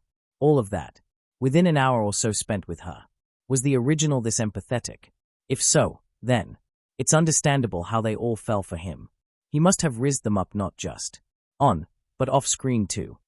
He glanced at her from the corner of his eyes and she seemingly didn't really realize just how much such a confession meant to either of them. He could already see Hestia melting on the other side of the table and he wasn't faring much better, though his self-control was leagues ahead of what his goddess seemed to be capable of. What the heck, she did it first, he thought, decisively before answering her emotional comment with one of his own. I've only ever felt as warm as with the two of you in some rare memories. In my dreams, I had a mother who supported me wholeheartedly. It hurt terribly when I dreamt of her death. Being with you two reawakened this warmth. I'd do anything to keep you close and by my side. There, short and simple. No need to make it overly emotional. He tried to delude himself, but it didn't really work. Real and confident men deal with their emotions instead of hiding them away. Might as well try something new in this life. Bell used the fact that their seats were close to each other to lean into his side. It surprised him, but she was an extroverted little bundle of joy, so he took it with stride and put his arm around her shoulders. His tail developed a life of its own, and wound around her waist, at which she startled a bit, but settled down a moment later. He decidedly ignored the knowing smile from his goddess. When she opened her mouth, it wasn't to tease them as he had expected, though. You two are the best children anyone could wish for. I will endeavor to return the favor and be the best goddess you could possibly have. Both of them wanted to protest, to tell her that she was just that already, but her raised hand and the serious mien on her face stopped them. But, as much as it pains me, I don't think I can do it alone. You two are just too exceptional. I haven't even updated either of your foulness since that day, and I already know that I'll have to brace myself, lest I faint from shock. For that reason, I want to pull my treasured friend into our confidence. She has been in Gukkai for a considerably longer time than me, and she is far more knowledgeable. I would trust her with my life any day, and more importantly, I'd even entrust her with yours. The decision lays with you two, though. If you don't agree, we'll forget I ever asked. She folded her hands on the table and looked at them with expectant eyes. He was stumped for a moment. She means Hephaestus. I'm almost certain, and I agree, that she is trustworthy. But still, is it a good move to include another one? He met Belle's eyes and she looked a bit uncertain too. What do you think? Should we? I trust our goddess's judgment and all, but I really don't know if this is a good idea. He would usually agree, but if they managed to properly build a relationship between the Hestia familia and the Hephaestus familia, it would be really beneficial. And maybe they'd meet Welf Crozo earlier. It would make acquiring appropriate gear easier, and that would make diving deeper a tad safer. It was a bit of a risk, but a well-calculated one. The person she wants to include has her absolute trust. You know her domains. She'd never agree to put our lives in their hands if she wasn't entirely certain of their integrity. We have insane potential for growth, but at this moment, we are barely a match for a mid-tier level 2 if we work together. That will change most likely with the status update, but even then, we won't grow to match a level 6 or even a level 5 all that soon. Potential means nothing if we can't turn it into strength. We will need a bit of a backing to grow in relative safety. His words made her think, and as she contemplated, he looked over to Hestia. The biggest advantage their ability to talk with their minds had was the fact that they could communicate at the speed of thought. Only some seconds had passed before they had their answer. He mentally nudged Belle to give their goddess the affirmative, since she was the captain. A small measure of amusement and exasperation was sent his way before she addressed Hestia seriously. We trust you. Neither of us thinks that you'd do anything to put us in danger. From our side, you have green light and we will cooperate. The fact that you brought this up before our status update hints that you want to bring it with us too. Show them, right? Who is the deity you want to entrust with information as volatile as this? She asked the question with genuine curiosity. He wanted to have his guess affirmed too, so he joined her in expectantly staring at their goddess, making Hestia laugh a bit. She then answered, unbothered by their antics. Yeah, I want to bring at least Belle's. The goddess is Hephaestus. Technically, she is my niece, but at our age that doesn't really matter anymore and we treat each other as equals. She is a confidant and one of the few people I genuinely trust. As you most likely know, she's a masterful craftswoman who specializes in Metalworking. I can confidently say that she is among the top 3 divine smiths in all pantheons out there. Her genuine love for her craft oftentimes elevates her work even further. She bragged proudly about her niece or friend, so they had a familial relationship. Was that the case in the original version too, or was this another change? He supposed it didn't really matter anyways. He knew that there were quite a few deities who considered their life in Gakkai as separate from the one they had in Tenkai, so maybe it was something like that. Well, I definitely won't argue against a connection to the biggest blacksmith familiar in Orario. Now, let's change the topic to the one we all anticipate and dread, in equal measure. Before we update our statuses, would you mind waiting a moment for me to catalog my changes? I put it off since spending time with you. 2 had priority for me. That got him some reassurances and coups, which he ignored entirely since they had that teasing undertone. Instead, he concentrated on the sidelined messages he received. Skill gained, brute strength. Passively increases the effect of strength increasing effects by 30%. Skills learned from this enemy type, 2/4. Evolution complete, fledgling Goblin Lord. Hereditary class skills unlocked. Noble lineage. Among monsters, the strongest are the noblest. Some are born strong, and some have to work their way up. You are the latter. Increases all aspects of your existence. Effect increases with each evolution and level up. Ruler's charisma. Passively increases your presence and gives your words more persuasive. Power. Connotation changes and effect increases with genuine emotion. Allows inducting those connected and loyal to you and yours into your court. They benefit from lesser versions of some skills you have access to. Synergetic. Effect with skill. The rabbit and the beast, found. Designated target. A bell. Noble eye. Your discerning eye allows you to see through facades and judge the strength of your opponents. The weaker your target is in comparison to you, the more information you will be able to glean. Prodigious son. Among your brethren, you are the most talented. Increases learning and training speed. Synergy found. Skill changed. Intimidating roar influenced by ruler's charisma. Evolution to noble. Presence complete. Noble presence. A noble existence does not need to voice their displeasure. This skill enables you to express your emotions in aurous form around you. Effect changes with your mood. Devour 1.08. Consuming level 1 creatures will have no more effect on this. Stat. Skill drop chance increased for level 1 creatures. A pleased smile spread on his face. Some of those descriptions were pretty vague, but he could work with this. She chose well.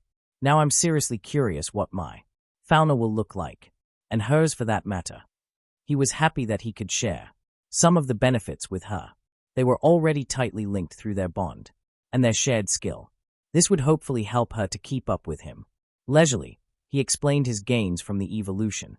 Belle was already somewhat used to the bullshit that was his inborn ability, but she still found herself astonished and with a slight blush after he thanked her warmly for choosing this. Well, Hestia nursed the new headache she developed. I kind of feel dread at the thought of updating your status, Ragnar. I know that Belle will be abnormal. But you, I'm not even sure I want to know. The slight smile she wore while saying this took the sting out of the words, but he still winced a bit and looked at her apologetically, only to have it waved away. I already firmed my resolve. When I took you 2 in, you became family. And there aren't many things I wouldn't do for family. I won't ask you to slow down, either. The stronger you become, the safer you are. Just try and don't gain too much attention before leveling up.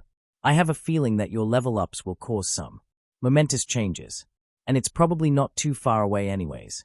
The speed at which you 2 collect Excelia is entirely inhuman. Now, let's get this over with.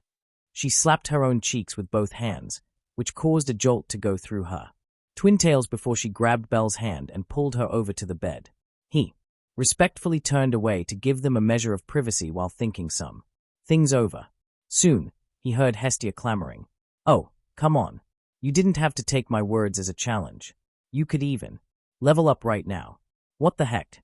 I thought it would take a few weeks at least to get there. And let's not talk about those new skills. Another growth type skill. Do you want me to be the first goddess to die from a heart attack? She wasn't as resolved as she thought she was, it seemed.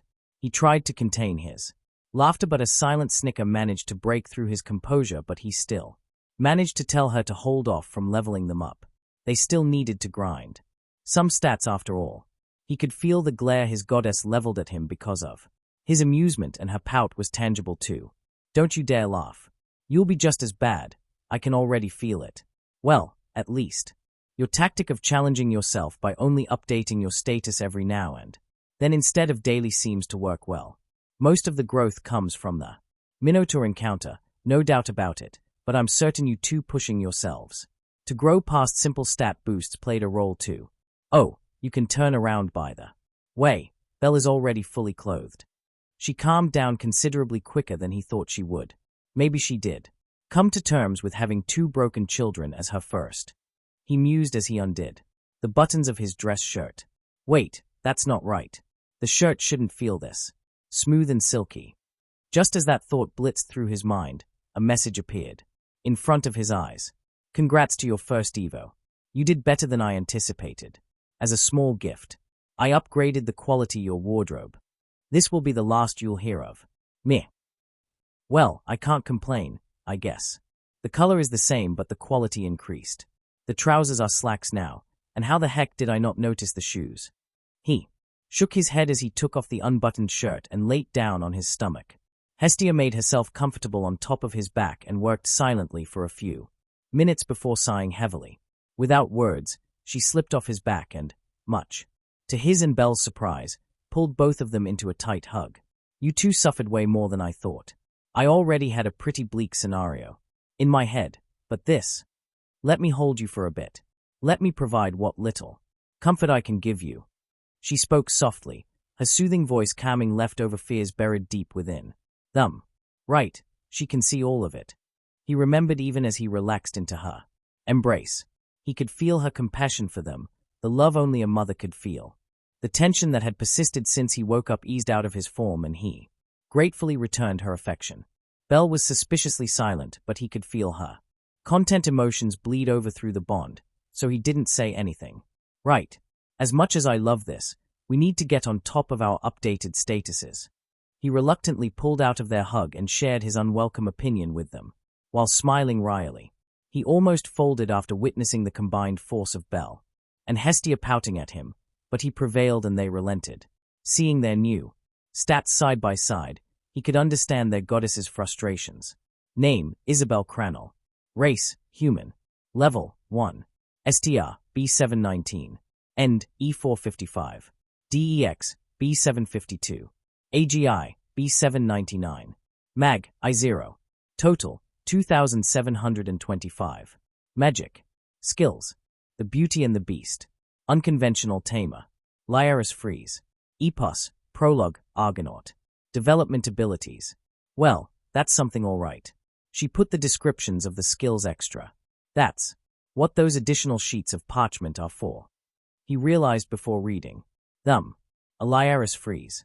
To never again suffer such hopelessness. To never again face such profound despair. To never again see your loved ones suffer. Rapid growth as long as you have the drive to succeed in your vow. Effect. Depends on the strength of your emotions. It's the same name, but the flavor text is different. This really affected her. He thought worriedly as he looked at her after reading the skills description. This was one of the few times he couldn't read her. She stonewalled their bond, and her face was expressionless. I'll talk to her later, he decided before reading the second skill. This would be all for today. Next part coming soon, so please like and subscribe to get informed as soon as the next part drops.